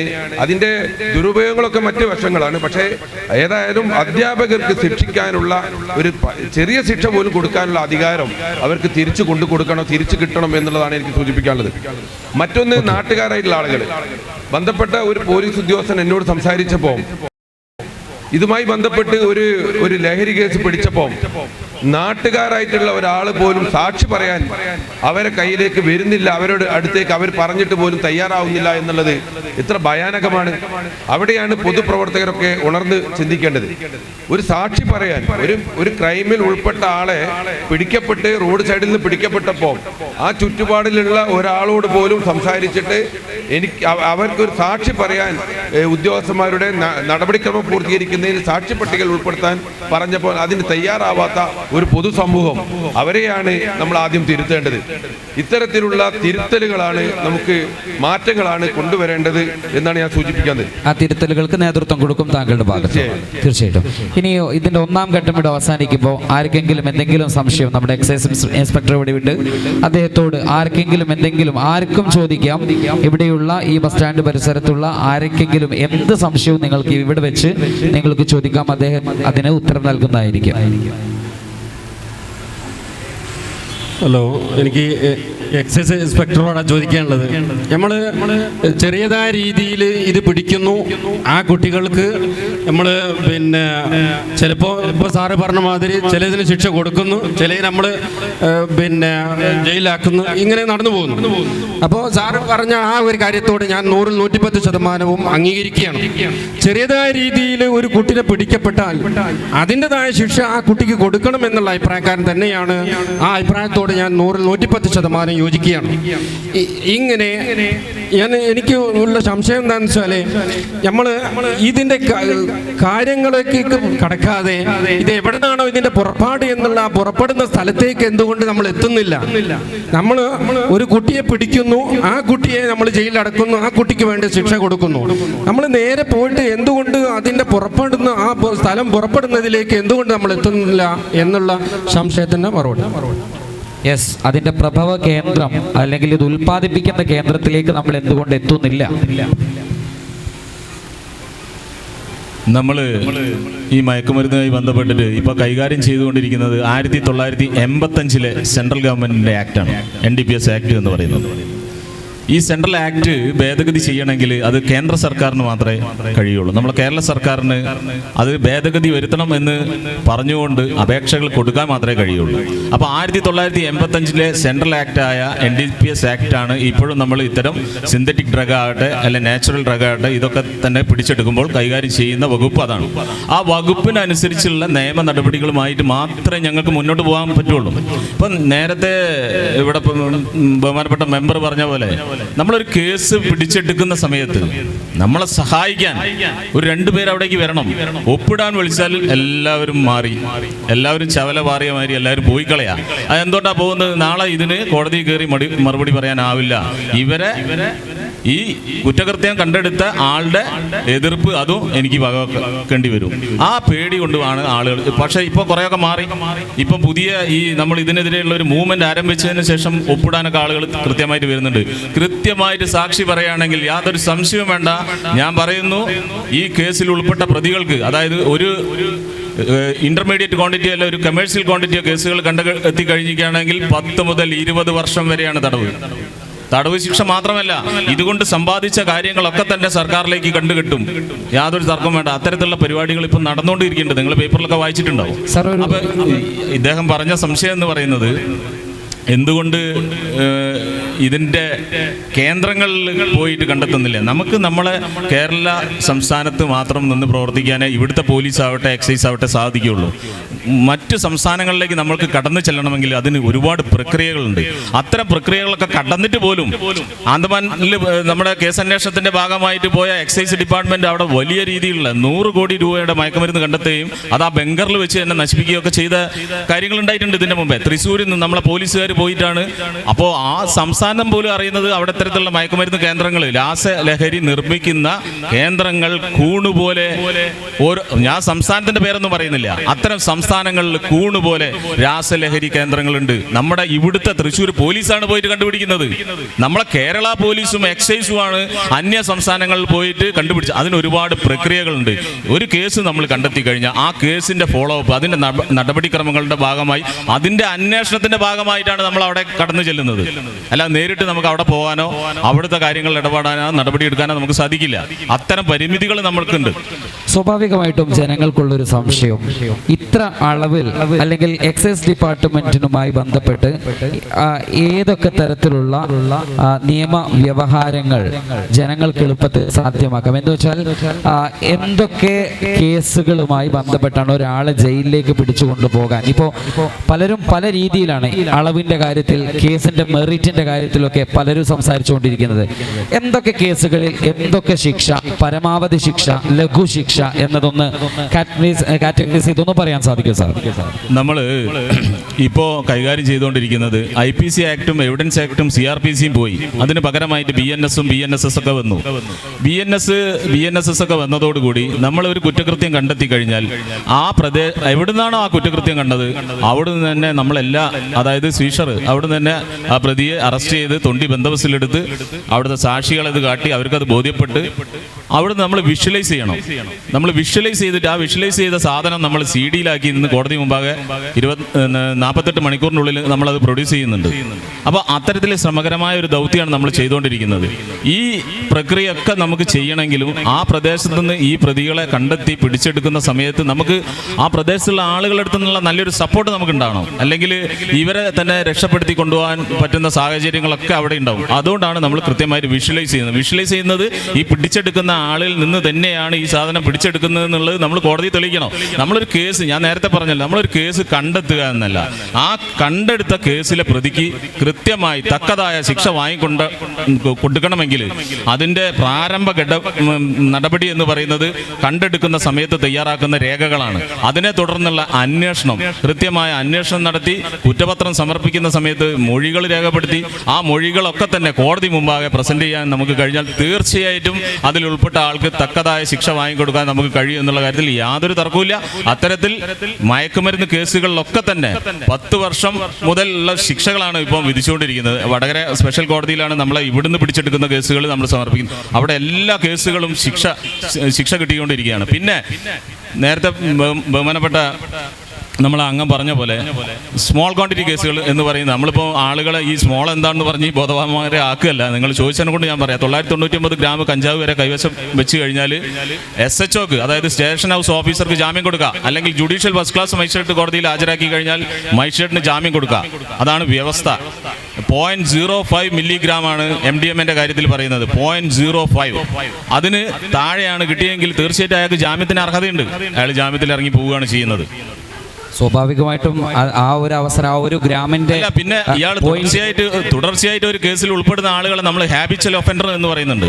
തുടർച്ചയായിട്ട് 2-3 കേസുകളിൽ ഉൾപ്പെട്ട ആളുകളെ പേരിൽ പിറ്റ് NDPS എന്ന് പറയുന്ന ഒരു നിയമം നടപ്പിലാക്കുന്നുണ്ട്. കാപ്പ ചുമത്തി അവനെ ഈ പ്രദേശത്തേക്ക് വരാതെ കാപ്പ ചുമത്തുന്ന പരിപാടികളൊക്കെ ഇപ്പോൾ ഇത് നടന്നുകൊണ്ടിരിക്കുക. അപ്പോൾ ഈ കഴിഞ്ഞ കുറച്ച് ദിവസങ്ങളായിട്ട് അവരെ ഇതിനു വേണ്ടി സമ്പാദിച്ച വസ്തുക്കൾ ആയ വാഹനങ്ങൾ ഉൾപ്പെടെ കണ്ടുകെട്ടുന്നുണ്ട്. അത്തരം നടപടികളിലേക്ക് നമ്മൾ പോകുമ്പോൾ തീർച്ചയായിട്ടും ഇതിനൊരു കുറവുണ്ടാവും എന്നുള്ള കാര്യത്തിൽ യാതൊരു സർ, സംശയമില്ല. സുപ്രഭാതത്തിന്റെ ഒരു ഡിമാൻഡ് ഒരു എൻഫോഴ്സ്മെന്റ് സംവിധാനം സ്ഥായിയായി നിലനിർത്തണം എന്നുള്ളതാണ്.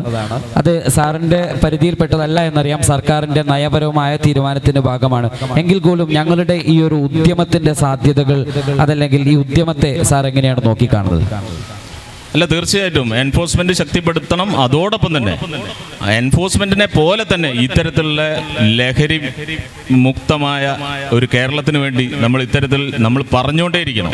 ഇത്തരത്തിൽ ആളുകൾ കൂടുന്ന ബസ് സ്റ്റാൻഡ് ആകട്ടെ, പൊതുവേദികളാകട്ടെ, ഇവിടെയൊക്കെ തന്നെ ലഹരി വിരുദ്ധ പ്രവർത്തനത്തിന് മുൻകൈ എടുത്ത് പ്രവർത്തിക്കണം. ആ രീതിയിലുള്ള ഒരു ക്യാമ്പയിനാണ് ഇപ്പം ബഹുമാനപ്പെട്ട മുഖ്യമന്ത്രിയുടെ കഴിഞ്ഞ സ്കൂൾ അടയ്ക്കുന്ന വേളയിൽ നടത്തിയ ആ മീറ്റിങ്ങിൽ പോലും വലിയൊരു മൂവ്മെന്റ് ആണ് നമ്മൾ ഇനി കാണാൻ വേണ്ടി പോകുന്നത്. ഈ ജൂൺ മാസം മുതൽ എല്ലാ സ്കൂളുകളിലും ഇതിലെതിരെയുള്ള വിമുക്തി പ്രവർത്തനങ്ങളും അതേപോലെ തന്നെ പഞ്ചായത്ത് തലം കേന്ദ്രീകരിച്ച് ഓരോ പഞ്ചായത്തിലും ജനജാഗ്രതാ സമിതി മീറ്റിംഗ് നടത്തുന്ന സമയത്ത് ആ പഞ്ചായത്തിൽ ഉൾപ്പെട്ട ഓരോ മെമ്പർക്കും തൻ്റെ പ്രദേശത്ത് ഈ കാര്യങ്ങളുണ്ടെങ്കിൽ അത് കൃത്യമായി റിപ്പോർട്ട് ചെയ്യാനും അധികാരികളെ മുന്നിലെത്തിക്കാനും ഇപ്പോൾ കഴിയുന്നുണ്ട്.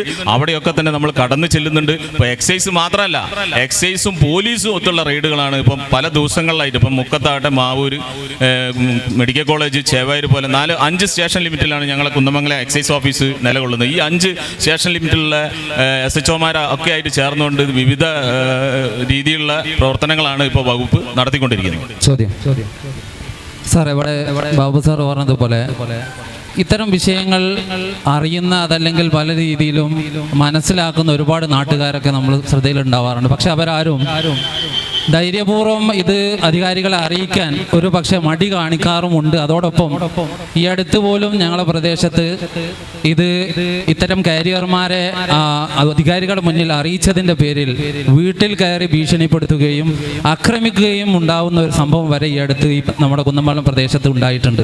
അപ്പോൾ നമ്മളെപ്പോലെയുള്ള സാധാരണക്കാർക്ക് ഇത്തരം വിഷയങ്ങളിൽ തുറന്ന് അധികാരികളോട് സംസാരിച്ചതിൻ്റെ പേരിൽ നടക്കുന്ന ഇത്തരം ഭീഷണികളെ ഏത് തരത്തിലാണ് പോലീസ് ഉദ്യോഗസ്ഥന്മാർ അത് കൈകാര്യം ചെയ്യുന്നത്? അതുപോലെ വധഭീഷണികളൊക്കെ ഉണ്ടെങ്കിൽ ഏതർത്ഥത്തിൽ അവർക്ക് സംരക്ഷണം കൊടുക്കാനും അവർക്ക് ധൈര്യം പകരാനും വീണ്ടും ഈ സർക്കാരിനോട് ഉദ്യോഗസ്ഥന്മാരോട് ഇത്തരം വിഷയങ്ങൾ ഉണർത്താനൊക്കെ ധൈര്യം നൽകാൻ സാധിക്കുമോ?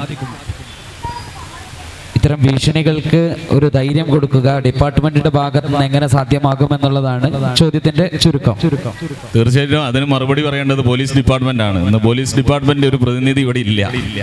പോലീസ് ശക്തമായ നടപടികൾ, ഇപ്പം ഞാൻ നേരത്തെ അദ്ദേഹം പറഞ്ഞ പോലെ ഒരു വിഷയം നമ്മളെ കാരന്തൂർ ഭാഗത്തു നിന്നുണ്ടായപ്പോൾ ആ കേസിൽ ഉൾപ്പെട്ട ആളുകളെ പോലീസ് അറസ്റ്റ് ചെയ്യുകയൊക്കെ ചെയ്തിട്ടുണ്ട്. നടപടികൾ ഉണ്ടായിട്ടുണ്ട്, അവരുടെ പേരിൽ നടപടി എടുത്തിട്ടുണ്ട്. പിന്നെ നമ്മളെ സംബന്ധിച്ചിടത്തോളം ജനങ്ങൾ മാത്രമല്ല, പോലീസാകട്ടെ എക്സൈസ് ആകട്ടെ എല്ലാവരും ഞങ്ങളും അക്രമത്തിന് വിധേയരായിട്ടുണ്ട്. ഇവരോട് ഏറ്റുമുട്ടുന്ന സമയത്ത് അക്രമത്തിന് ഞങ്ങൾ വിധേയരായിട്ടുണ്ട്. എന്നെ സംബന്ധിച്ചിടത്തോളം ഞങ്ങൾ താമരശ്ശേരി മേഖലയിൽ നിന്ന് ഒരു 250 ഏക്കറിൻ്റെ ഉള്ളിൽ വസിക്കുന്ന ഒരാളെ ഞങ്ങൾ മയക്കുമരുന്ന് കേസെടുത്തു. അയാളുടെ അടുത്ത് നിന്ന് എനിക്കല്ല എൻ്റെ മക്കൾക്ക് പോലും വധഭീഷണിയും കാര്യങ്ങളൊക്കെ ഉണ്ടായിരുന്നു. പ്രഗത്ഭനാണ്, 1.5 വർഷത്തോളം ജയിൽ ശിക്ഷ അനുഭവിച്ചു, ഇപ്പോൾ പുറത്തിറങ്ങി, ഇപ്പോൾ ആക്സിഡൻ്റ് ആയിട്ട് കിടപ്പാണ് പുള്ളി. അപ്പോൾ അത്തരത്തിൽ ഇത് വലിയൊരു ശക്തിയാണ്, അത് യാതൊരു സംശയവുമില്ല. എന്തും ചെയ്യാൻ പഠിക്കാത്ത ആളുകളാണ്. അവരെ സംബന്ധിച്ചിടത്തോളം ഇത് ഉപയോഗിക്കുന്ന ആളുകൾ തന്നെയാണ് ഇത് വിൽപ്പന ചെയ്യുന്നത്. അതാണ് ഇതിൻ്റെ പ്രത്യേകത. ഉപയോഗിക്കുന്ന ആളുകൾ ഇത് വിൽപ്പന ചെയ്യുമ്പോൾ എന്താണ്, ഇത് ഉപയോഗിക്കുന്ന ആളുകൾ ഭ്രാന്തമായ അവസ്ഥയിലാണ് പോയിക്കൊണ്ടിരിക്കുന്നത്. ഭ്രാന്തമായ അവസ്ഥയില നമ്മളെ തലച്ചോറിൻ്റെ പ്രവർത്തനത്തെ വല്ലാത്ത രീതിയിൽ ബാധിക്കുന്ന ഒരു വസ്തുവാണ്. നമുക്ക് എത്ര നേരം സന്തോഷം വേണമെങ്കിൽ ആ സന്തോഷം കണ്ടെത്താൻ കഴിയുന്ന ഒരു ലഹരി പദാർത്ഥം അവർ കഴിച്ചുകൊണ്ടിരിക്കുന്നത്. അപ്പോൾ അവരെ മുന്നിലുള്ള തടസ്സം, അത് പോലീസാകട്ടെ, അത് എക്സൈസ് ആവട്ടെ, അല്ലെങ്കിൽ ഇതര സംഘടനകളാകട്ടെ, അച്ഛനാവട്ടെ, അമ്മയാവട്ടെ, അവരതിനെ മറികടക്കാൻ എന്തു ചെയ്യും ആ രീതിയിലുള്ള ആളുകൾ. അപ്പോൾ അവരോട് നമ്മൾ സൂക്ഷിച്ച് നമ്മൾ കൈകാര്യം ചെയ്യണം. തീർച്ചയായിട്ടും ഇത്തരത്തിലുള്ള സംഗതികൾ നടക്കുന്നുണ്ടെങ്കിൽ ആ പ്രദേശത്തുള്ള പോലീസുമായി ബന്ധപ്പെട്ട് അല്ല എക്സൈസുമായി ബന്ധപ്പെട്ട് നാട്ടുകാർ നേരിട്ട് പോയിട്ട് അവരെ പിടിച്ച് കൈകാര്യം ചെയ്യരുത് എന്നാണ് എനിക്ക് ഈ അവസരത്തിൽ പറയാനുള്ളത്. പല സ്ഥലങ്ങളിലും നമ്മൾ താമരശ്ശേരി 3-4 സ്ഥലങ്ങളിൽ ഞങ്ങൾ കഴിഞ്ഞ ദിവസം കണ്ട് രാത്രി 1:30 മണിക്ക് ചെല്ലുന്ന സമയത്ത് ആളുകൾ കൈകാര്യം ചെയ്ത് വെച്ചിരിക്കുകയാണ്. അവനെന്തെങ്കിലും സംഭവിച്ചു കഴിഞ്ഞിരിക്കുകയാണെങ്കിൽ എല്ലാവരും പ്രതിയാണ്. നമ്മൾ ഏറ്റെടുത്ത് കഴിഞ്ഞാൽ നമ്മളടക്കം പരപ്പനങ്ങാടി പോലീസ് സ്റ്റേഷനിൽ ഉള്ള പോലീസുകാരൊക്കെ കുടുങ്ങിയത് നിങ്ങൾക്ക് എല്ലാവർക്കും അറിയാം. അവർ ഇപ്പോൾ നമ്മളെ കാണുന്ന സമയത്ത് കഴിഞ്ഞ ദിവസം താമരശ്ശേരിയിലും ഉണ്ടായി അല്ലേ, MDMA വിഴുങ്ങി MDMA വയറ്റിൽ നിന്ന് പൊട്ടി ഒരാൾ മരണപ്പെട്ടു. അപ്പോൾ കസ്റ്റഡിയിൽ നിന്ന് മരണപ്പെട്ട രീതിയിലേക്കാണ് കാര്യങ്ങൾ വരിക. അതുകൊണ്ട് വളരെ കൃത്യമായി അവരെ നിയമത്തിന് മുന്നിൽ കൊണ്ടുവരിക, നിയമത്തിന് ഉതകുന്ന രീതിയിലുള്ള ശിക്ഷ വാങ്ങിക്കൊടുക്കുക എന്നുള്ളതാണ് നമ്മൾ ചെയ്യേണ്ടത്. അല്ലാതെ ഒരാളെ മർദ്ദിക്കുകയല്ല ചെയ്യേണ്ടത്. അത് ഒരിക്കലും പൊതുജനങ്ങൾ നിയമം കയ്യിലെടുക്കരുത് എന്നാണ് എനിക്ക് ഈ അവസരത്തിൽ പറയാനുള്ളത്. Thank you sir. സാറിൻ്റെ നല്ല വാക്കുകൾ ഞങ്ങൾക്കൊക്കെ ഒരു പ്രചോദനമായിട്ടുണ്ട്, പഠനാർഹമായിട്ടുണ്ട്. സുപ്രഭാതത്തിൻ്റെ എല്ലാ നന്ദിയും സാറിന് സമർപ്പിക്കുകയാണ്. ഞാൻ CPM-ന്റെ പ്രതിനിധിയെ സാറിൻ്റെ സീറ്റിലേക്ക് ക്ഷണിക്കുകയാണ്. സുധീഷ് സാറിന് കൂടി ക്ഷണിക്കുകയാണ്. മറ്റ് രണ്ട് അതിഥികളും അല്പസമയം സാറിൻ്റെ കിട്ടിയ സമയത്ത് ഞങ്ങൾക്ക് ചോദ്യങ്ങൾ ചോദിക്കണമല്ലോ എന്നതുകൊണ്ടാണ് അല്പസമയം നിങ്ങൾക്ക് വെയിറ്റ് ചെയ്യേണ്ടി വന്നത്. വൈസ് പ്രസിഡന്റിനോട് ഞാൻ ആ വിഷയത്തിൽ ക്ഷമ ചോദിക്കുകയാണ്. സാർ, ഒരു ഭരണ തലത്തിൽ നമുക്ക് എത്രമാത്രം ഈ വിഷയവുമായി ബന്ധപ്പെട്ട ക്യാമ്പയിനുകൾ ഉയർത്തിക്കൊണ്ടുവരാൻ രാഷ്ട്രീയ പാർട്ടി എന്നുള്ളതിലും ഒരു ഭരണ പാർട്ടിയുടെ പ്രതിനിധി എന്ന നിലയിലുമൊക്കെ നിങ്ങൾക്ക് ആ ഉത്തരവാദിത്വം നിർവഹിക്കാൻ സാധിക്കും? ഇവിടെ ആദ്യമായി ഈ ഒരു ഉദ്യമത്തിന് നേതൃത്വം നൽകിയ ഇതിൻ്റെ സുപ്രഭാതത്തിൻ്റെ ഭാരവാഹികളെയും അതിൻ്റെ നേതൃത്വത്തെയും അഭിനന്ദിക്കുകയാണ്. പ്രത്യേകിച്ച് ഈ ഒരു സാഹചര്യത്തിനകത്ത് ഏറ്റവും സജീവമായി ഈ വിഷയം ചർച്ച ചെയ്യപ്പെടുന്നുണ്ട്. ഇവിടെ സൂചിപ്പിച്ചതുപോലെ ഒരു ഭരണ നേതൃത്വം നൽകുന്ന പാർട്ടി എന്നുള്ളതിൻ്റെ അപ്പുറത്തേക്ക് ജനങ്ങളെല്ലാം ഒറ്റക്കെട്ടാണ്. അതിൽ ഭരണപക്ഷമോ പ്രതിപക്ഷമോ എന്നൊന്നും ഈ കാര്യത്തിനകത്തില്ല. എല്ലാവരും ഒത്തുചേർന്നുകൊണ്ട് ഈ വിഷയത്തെ വളരെ ശക്തമായി ഇടപെടുന്നതിൻ്റെ ഭാഗമായിട്ടാണ് ഇത് കൂടുതൽ ആളുകളെ ഇത് പിടിക്കപ്പെടാൻ സഹായിക്കുന്നത്. നേരത്തെ തന്നെ ഇതിൻ്റെ ഉദ്യോഗസ്ഥ തലത്തിൽ പ്രവർത്തിക്കുന്ന എക്സൈസ് ഇൻസ്പെക്ടർ അവിടെ പറഞ്ഞു കഴിഞ്ഞു. കൂട്ടായ പ്രവർത്തനം ഇതിന് അനിവാര്യമാണ്. ഒരു ഭരണകൂടത്തിന് മാത്രം നിർത്തലാക്കാൻ പറ്റാവുന്ന സംവിധാനമായി ഇതിനെ കാണുന്നില്ല. കക്ഷി രാഷ്ട്രീയത്തിന് അതീതമായി സമൂഹമാകെ ഈ വിഷയത്തിൽ ഒറ്റക്കെട്ടായി പ്രതികരിക്കുന്നുണ്ട്, ഇടപെടുന്നുണ്ട്. അതിന് സഹായം നൽകുക എന്നുള്ളതാണ്. അത് ഭീഷണിക്ക് വശംവരതരായി പോകുന്ന ഒരു സമൂഹമായി നമുക്ക് മാറിക്കൂടാ എന്നാണ് പറയാൻ. ഇവിടെ ചില ആളുകളൊക്കെ സൂചിപ്പിച്ചു, എതിരാളികൾ വലിയ ശക്തികളായി മയക്കുമരുന്ന് മാഫിയ ഉണ്ട്. ഒട്ടും അങ്ങനെ കാണേണ്ടതില്ല. ഒരു വലിയ ശക്തിയായി എന്നവരെ കാണുക. കാരണം കേരളം ഇന്ന് കാണുന്ന അവസ്ഥയിലേക്ക് മാറി വന്നത്, അല്ലെങ്കിൽ ഇന്ത്യ ഇന്ന് കാണുന്ന അവസ്ഥയിലേക്ക് മാറി വന്നത് ഇതിനേക്കാൾ വലിയ ബ്രിട്ടീഷ് സാമ്രാജ്യത്തെ എതിരിട്ടുകൊണ്ടാണ്. അപ്പം നമ്മുടെ മുന്നിൽ എപ്പോഴും ആ ഒരു ചിന്തയിലാണ് പോകേണ്ടത്. എതിരാളികൾ ആ രൂപത്തിലാണെന്ന് കണ്ട് മാറി നിന്നാൽ നാളത്തെ നമ്മുടെ തലമുറയെ അവർക്ക് വെച്ചു കൊടുക്കാൻ വേണ്ടിയാവണല്ലോ നമ്മൾ ഇത്തരം ഇടപെടലൊക്കെ നടക്കുന്നതെന്ന് തോന്നുന്നു. അപ്പോൾ ശക്തമായ പ്രതികരണം ഉണ്ടാവുക, ഭരണപക്ഷത്തിൻ്റെ കൂടെ, ഭരണത്തിൻ്റെ കൂടെ, ഭരണ സംവിധാനത്തോട് ചേർന്നുകൊണ്ട് ഇടപെടുക എന്നുള്ളത്. അതിന് രാഷ്ട്രീയ പ്രസ്ഥാനങ്ങളെല്ലാം കൂട്ടായ പ്രവർത്തനങ്ങൾക്ക് നേതൃത്വം നൽകുന്നുണ്ട്. ആ പ്രവർത്തനം വിദ്യാഭ്യാസ തലത്തിൽ ഏറ്റവും സജീവമായി വിദ്യാഭ്യാസ തലത്തിൽ ഇത് ഇടപെടുന്നുണ്ട്. വിദ്യാർത്ഥി സംഘടനകളെല്ലാം സജീവമാണ്. പക്ഷേ വിദ്യാർത്ഥി സംഘടനകളെല്ലാം ഇടപെടുമ്പോൾ പത്രക്കാരോട് നമുക്ക് ചിലത് സൂചിപ്പിക്കാം. ചില ചെറിയ പ്രശ്നങ്ങളെ നമ്മൾ വല്ലാതെ പെരുപ്പിച്ച് കാട്ടുമ്പോൾ ഏത് വിദ്യാർത്ഥി സംഘടനകളാട്ടെ അവരുടെ ആ പ്രസരിപ്പിനെ തടയുന്ന തരത്തിലേക്ക് വാർത്തകൾ പലപ്പോഴും വളച്ചൊടിക്കപ്പെട്ടു പോകുന്നുണ്ട്. അതും ശ്രദ്ധിക്കപ്പെടേണ്ടതാണ്.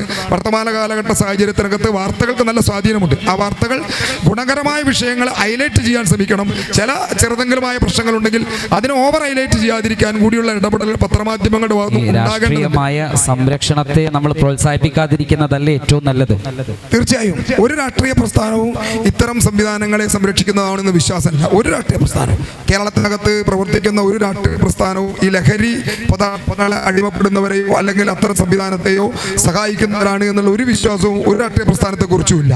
അതുകൊണ്ടാണ് കേരളം ഈ കാര്യത്തിനകത്ത് ഒറ്റക്കെട്ടായി ഇടപെടുന്നത്. ഏറ്റവും കൂടുതൽ ആളുകളെ പിടിക്കപ്പെടുന്നത് കേരളത്തിലാണെന്ന് നേരത്തെ ഉദ്യോഗസ്ഥ തലത്തിൽ പറഞ്ഞ ആൾ പറഞ്ഞു. കേരളമാണിത് സജീവമായി. കേരളം വിപണി കിടക്കുന്നത് എന്തുകൊണ്ടാണ്? കേരളത്തിൻ്റെ ജീവിത സാഹചര്യം മെച്ചപ്പെട്ടതാകുന്നു. സാമ്പത്തികമായി അത്യാവശ്യം കാര്യങ്ങളെല്ലാം നിർവഹിച്ചു പോകുന്ന കുടുംബങ്ങളിലെ മക്കളാകുമ്പോൾ ആ മക്കളെ ഹൈലൈറ്റ് ചെയ്ത് ഏറ്റവും കൂടുതൽ ഇടപെടാൻ വിപണിയായി അവർ കാണുന്നത് ഇവിടെയാണ്. സമ്പത്തുണ്ട്, അത്യാവശ്യം ജീവിക്കാൻ ആവശ്യമായ ചുറ്റുപാടുകൾ. വീട്ടിലൊരു പോക്കറ്റ് മണി ചോദിച്ചാൽ 10-50 രൂപ കൊടുക്കുന്ന ഒരു കാലഘട്ടത്തിൽ കേരളം മാറിയിട്ടുണ്ട്. 10 പൈസ വസ്തു പൈസ കിട്ടാത്ത കാലത്ത് നിന്ന് ഒരു 50 രൂപ പോക്കറ്റ് മണി കൊടുക്കുന്ന കാലഘട്ടത്തിൽ കേരളത്തിൻ്റെ സാമ്പത്തിക രംഗത്ത് മക്കൾക്ക് സഹായം നൽകുന്ന ഒരു അവസ്ഥ ഉണ്ടായി. അത് ചൂഷണം ചെയ്യാൻ അപ്പുറമുള്ളവർ ഇടപെടുമ്പോൾ നമുക്ക് ഇത്തരം കൂട്ടായ പ്രവർത്തനങ്ങൾ സജീവമായി ഇടപെടുന്നുണ്ട്. അത് ഭരണം എന്നുള്ള നിലയിലല്ല, രാഷ്ട്രീയത്തിന് അതീതമായി എല്ലാവരും എല്ലാ കോണുകളിലും, അത് വിശ്വാസ കേന്ദ്രങ്ങളിലാണെങ്കിൽ അവിടെയാകാം, ഇനി അവിശ്വാസികളുടെ കേന്ദ്രങ്ങളിൽ അവിടെയാവും, രാഷ്ട്രീയ പ്രസ്ഥാനങ്ങളുടെ കേന്ദ്രങ്ങൾ അവിടെയാവും, ക്ലബ്ബുകൾ, സാംസ്കാരിക സംഘടന, റെസിഡൻസുകളൊക്കെ കൂട്ടായ പ്രവർത്തനം നേതൃത്വം നൽകുന്നുണ്ട്. ഇത് തന്നെയാണ് കേരളത്തിൻ്റെ പ്രതീക്ഷ. ആ പ്രതീക്ഷയാണ് ഇപ്പോൾ സുപ്രഭാതവും പങ്കുവെക്കുന്നത് എന്നാണ് അഭിപ്രായം. ഓക്കെ, വൈസ് പ്രസിഡന്റിനോട് പറയാനുള്ളത്, ഈ ഇത്തരം ഒരു ക്യാമ്പയിൻ, ഈ സുപ്രഭാതത്തിന്റെ ക്യാമ്പയിൻ 2025-ലെങ്കിലും കേരളം സമ്പൂർണ്ണ ലഹരി മുക്ത സംസ്ഥാനമായി പ്രഖ്യാപിക്കണം എന്ന ഒരു ചർച്ചയ്ക്ക് തുടക്കമിടുകയാണ്. ആ ചർച്ചയ്ക്ക് സാധ്യതയുണ്ടോ? സമ്പൂർണ്ണ ലഹരി മുക്ത സംസ്ഥാനം ആയി പ്രഖ്യാപിക്കുക എന്നത് വളരെ വിശദമായി ചർച്ച ചെയ്യപ്പെടേണ്ടതൊരു വിഷയമാണ്. അത് ഇവിടെ ഇങ്ങനെയുള്ള ഒരു താൽക്കാലിക ചർച്ചയിൽ അവസാനിപ്പിക്കാൻ കഴിയുന്നതോ ഒരു തീരുമാനമെടുക്കാൻ കഴിയുന്നതോ അല്ല.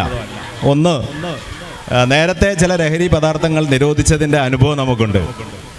ആ ലഹരി പദാർത്ഥങ്ങളൊക്കെ നിരോധിച്ചപ്പോൾ അത് പൂർണ്ണമായും തടയാനല്ല സാധിച്ചിട്ടുള്ളത്. ഒരു ഭാഗത്ത് നിരോധനം നടന്നപ്പോൾ സ്വകാര്യമായി ഇത് ഉൽപ്പാദിപ്പിച്ച് വിൽപ്പന നടത്തുന്ന സാഹചര്യത്തിലേക്ക് മാറി. അപ്പോൾ ആളുകൾക്ക് ഇത് ലഭ്യമാകുന്ന സാഹചര്യം ഇല്ലാതാവുന്നില്ല യഥാർത്ഥത്തിൽ.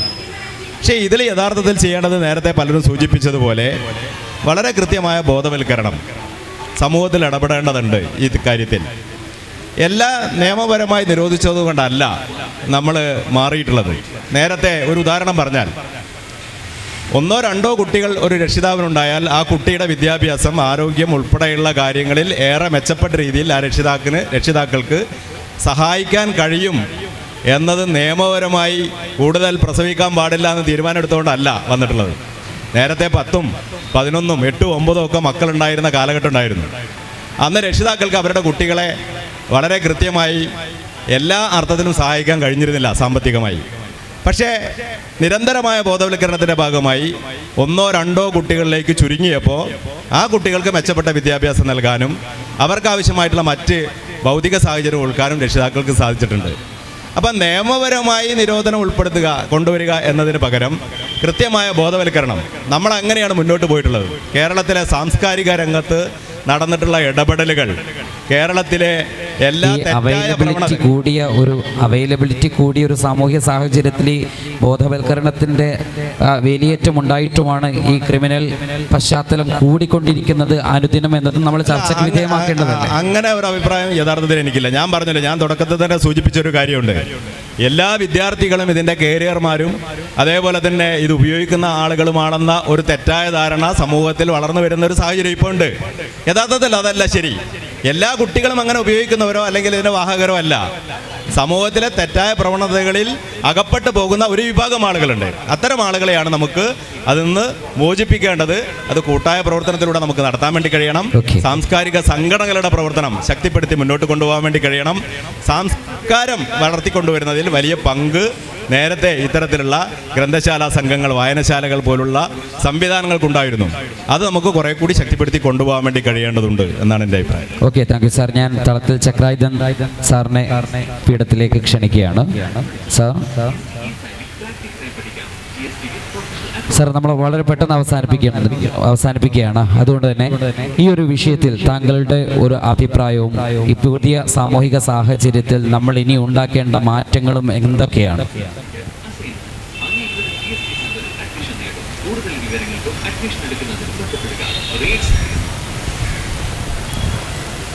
ഈ രീതിയിലുള്ള ഒരു ക്യാമ്പയിൻ സുപ്രഭാത പത്രം നടത്തിയതിൽ തന്നെ വളരെയധികം സന്തോഷമുണ്ട്.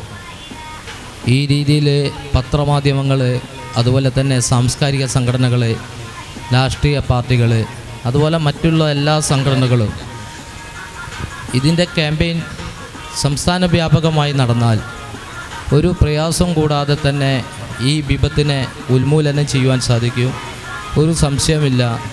ഇതേ രീതിയിൽ എല്ലാ ടൗണുകളിലും ഗ്രാമപ്രദേശങ്ങളിലും ഇത് വളരെയധികം ചർച്ചയാക്കി, ആ ചർച്ച വഴിതിരിയാതെ, ഇവിടെ എൻ്റെ സുഹൃത്ത് അനിൽകുമാർ പറഞ്ഞതുപോലെ കാണുന്ന വിദ്യാർത്ഥികളും കാണുന്ന ആളുകളൊക്കെ തന്നെ ഇതിൻ്റെ ആളുകളാണെന്നുള്ളൊരു തെറ്റിദ്ധാരണ വന്നുകൊണ്ടിരിക്കുന്നുണ്ട്.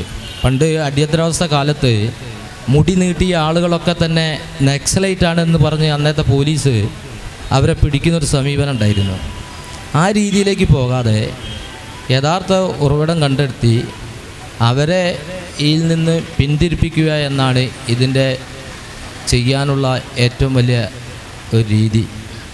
മറിച്ച് വലിയൊരു കേസും കൂട്ടും തന്നെ ആയിട്ട് മുമ്പോട്ട് പോകുമ്പോൾ വിചാരിച്ച രീതിയിൽ ഇതിന് പരിഹാരം കണ്ടെത്താൻ സാധിക്കില്ല.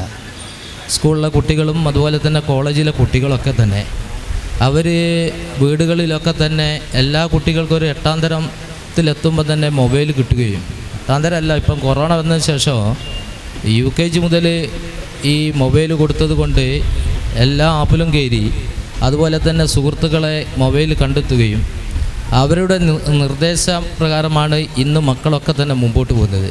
രക്ഷിതാക്കൾക്കൊക്കെ വലിയ റോളില്ലാത്തൊരു സ്ഥിതിവിശേഷമാണ് കാണുവാൻ സാധിക്കുക. പഴയ കാലങ്ങളിലൊക്കെ, ഞങ്ങളുടെ ചെറുപ്പകാലങ്ങളിലൊക്കെ തന്നെ ഒഴിവ് കിട്ടുമ്പോൾ ഗ്രൗണ്ടിലേക്ക് ഓടുകയും കളിക്കുകയും പല രീതിയിലുള്ള കളികൾ, അതുപോലെ തന്നെ ഓരോ സാംസ്കാരിക മേഖലകളിലൊക്കെ തന്നെ പ്രവർത്തനം അതൊക്കെ കുറഞ്ഞു വരുന്നുണ്ട്. ഇന്ന് കുട്ടികളൊക്കെ തന്നെ വീടിൻ്റെ ഉള്ളിൽ നിന്നും പുറത്തു പോകാത്ത അവസ്ഥ, അടുത്തുള്ള വീട്ടുകാരെ അറിയാത്ത അവസ്ഥ, നാടിലുള്ള ആളുകളെ അറിയാത്ത അവസ്ഥ. പഴയ കാലങ്ങളിലൊക്കെ തന്നെ അങ്ങാടിക്ക് വരുമ്പോൾ വീടിൻ്റെ അടുത്തുള്ള ആളുകൾ, അതുപോലെ തന്നെ ഇവിടുത്തെ പ്രധാനപ്പെട്ട ആളുകളെയൊക്കെ കാണുമ്പോൾ തന്നെ, ഞാനൊക്കെ ചെറുപ്പത്തിൽ വരുമ്പോൾ അവരെ കാണുമ്പോൾ വികൃതി കളിക്കാനോ അല്ലെങ്കിൽ മറ്റു രീതിയിലൊക്കെ തന്നെ മുമ്പോട്ട് പോകുമ്പോൾ വളരെയധികം പേടിയുണ്ടായിരുന്നു. കാരണം ആ കാണുന്നത് എൻ്റെ വീടിൻ്റെ അടുത്താണ്, അല്ലെങ്കിൽ എൻ്റെ കുടുംബക്കാരാണ്, അല്ലെങ്കിൽ എൻ്റെ ബന്ധുക്കാരാണ്, അല്ലെങ്കിൽ ഞങ്ങളെ അറിയുന്ന ആളുകളാണ്. അങ്ങനത്തെ ഒരു പേടി ഉണ്ടായിരുന്നു അന്ന്. പക്ഷേ ഇപ്പോൾ കുട്ടികൾക്ക് അടുത്തുള്ള ആളുകളെ അറിയില്ല, മറ്റുള്ള രീതിയിൽ ഒരു ബന്ധവുമില്ല. ഇപ്പോൾ കുട്ടികൾ വിചാരിക്കുന്ന രീതിയിലേക്ക് പോകുന്ന ഒരു സ്ഥിതിവിശേഷമാണ് കാണുന്നത്. അതിന് തന്നെ മാറ്റം വന്നാൽ വളരെയധികം ഒരു മാറ്റം വരുവാൻ കാണുവാൻ സാധിക്കും. ബാബുമോൻ, ഈ ക്യാമ്പയിനെ സംബന്ധിച്ചിടത്തോളം എത്രമാത്രം, ഞാൻ നേരത്തെ ചോദിച്ച വൈസ് പ്രസിഡന്റിനോട് ചോദിച്ച പോലെ ഇതിൻ്റെ സാധ്യതകൾ എത്രത്തോളമാണ് സുപ്രഭാതത്തിൻ്റെ ഈ ഒരു ക്യാമ്പയിൻ്റെ? സുപ്രഭാതത്തിൻ്റെ ഈ ക്യാമ്പയിൻ വളരെ സ്വാഗതാർഹമാണ്. ഈ ക്യാമ്പയിനൊക്കെ തന്നെ നല്ല രീതിയിൽ അത് മുന്നോട്ട് പോവുക തന്നെ ചെയ്യും. ഇവിടെ എക്സൈസ് ഇൻസ്പെക്ടർ ഇവിടെ സൂചിപ്പിച്ച ഒരു കാര്യം മാത്രം സൂചിപ്പിക്കുകയാണ്. ഇവിടെ മറ്റ് സംസ്ഥാനങ്ങളിലേക്ക് പോകുന്നതിനുള്ള സോഴ്സുകൾ ഇവിടെ കുറവാണ്, അന്വേഷണത്തിൻ്റെ ഭാഗമായിട്ട് പോകാന്നുള്ളത്. ഇവിടെ കഴിഞ്ഞ ദിവസം കുന്നമംഗലം പോലീസ് ടാൻസാനിയൻ പ്രതികളെ അന്വേഷിച്ചുകൊണ്ട് പഞ്ചാബിലോ ഉത്തരേന്ത്യയിലോ മറ്റു ഭാഗങ്ങളിലൊക്കെ സഞ്ചരിച്ചു. അത് മുമ്പ് പല സിനിമകളിലും കണ്ട പോലെ അത്തരത്തിലുള്ള, ഞാൻ അതിനുശേഷം ഉത്തരവാദിത്തപ്പെട്ട പോലീസ് ഉദ്യോഗസ്ഥരോട് സംസാരിച്ചപ്പം അവർ പറഞ്ഞത്, ഈ ഫ്ലൈറ്റിൽ വേണം പ്രതികളെ കൂടി കൊണ്ടുവരാൻ, അല്ലെങ്കിൽ ഇത് പ്രയാസമാണ്, ഇത്രയും ഗുരുതരമായിട്ടുള്ള ആളുകളാണ് അവർ. പക്ഷെ അതിനുള്ള സാധ്യതകൾ, അതിൻ്റെ സോഴ്സുകൾ ഇവിടെ ഇല്ല. അവർ കയ്യിൽ നിന്നും ഉദ്യോഗസ്ഥന്മാർ പണമെടുത്ത് വരേണ്ട ഒരു അവസ്ഥയിലേക്കാണ് പോകുന്നത്. അവിടെയാണ് ഈ പ്രശ്നം. നമ്മൾ ഇതിൻ്റെ അന്വേഷണത്തിൻ്റെ ഉറവിടം അന്വേഷിച്ച് നടക്കുമ്പോൾ ഇത് അന്വേഷിച്ച് ചെല്ലാനുള്ള സാമ്പത്തിക സ്രോതസ് ഇവിടെ ബന്ധപ്പെട്ട പോലീസുകാർക്ക് കൊടുക്കുന്നില്ല. ഇപ്പോൾ ഒരു വശത്ത് ബാറുകളെ പ്രോത്സാഹിപ്പിക്കുകയും മറ്റൊരു വശത്ത് ഈ ബോധവൽക്കരണം എന്ന് പറയുമ്പോൾ അത് എത്രമാത്രം പ്രയോജനമാകും. അപ്പം അത്തരത്തിൽ നാട് രക്ഷപ്പെടണമെങ്കിൽ നമ്മൾ ഇത്തരത്തിലുള്ള വളരെ ശക്തമായ ഒരു ക്യാമ്പയിൻ, എല്ലാവരും ഒറ്റക്കെട്ടായിട്ടുള്ള ക്യാമ്പയിൻ വേണം. അതിന് സുപ്രഭാതം തുടക്കം കുറിച്ചു. അതൊക്കെ നല്ല കാര്യമായിട്ട് കാണുക. ഞാൻ കോൺഗ്രസ് പ്രതിനിധി ഷൗക്കത്ത് അലി അവരുടെ ബാബുമോന്റെ പീഠത്തിലേക്ക് ക്ഷണിക്കുകയാണ്. സർ, കൺക്ലൂഷനാണ്. ഈ വിഷയത്തിൽ നമുക്ക് എന്ത് ചെയ്യാൻ കഴിയും? പ്രത്യേകിച്ച് കുന്നമംഗലത്തിന്റെ സാമൂഹിക രാഷ്ട്രീയ പശ്ചാത്തലത്തിൽ കുന്നമംഗലത്തിന് നമുക്ക് എത്രമാത്രം പുതിയൊരു ഡിസൈൻ മുന്നോട്ട് വെക്കാൻ പറ്റും?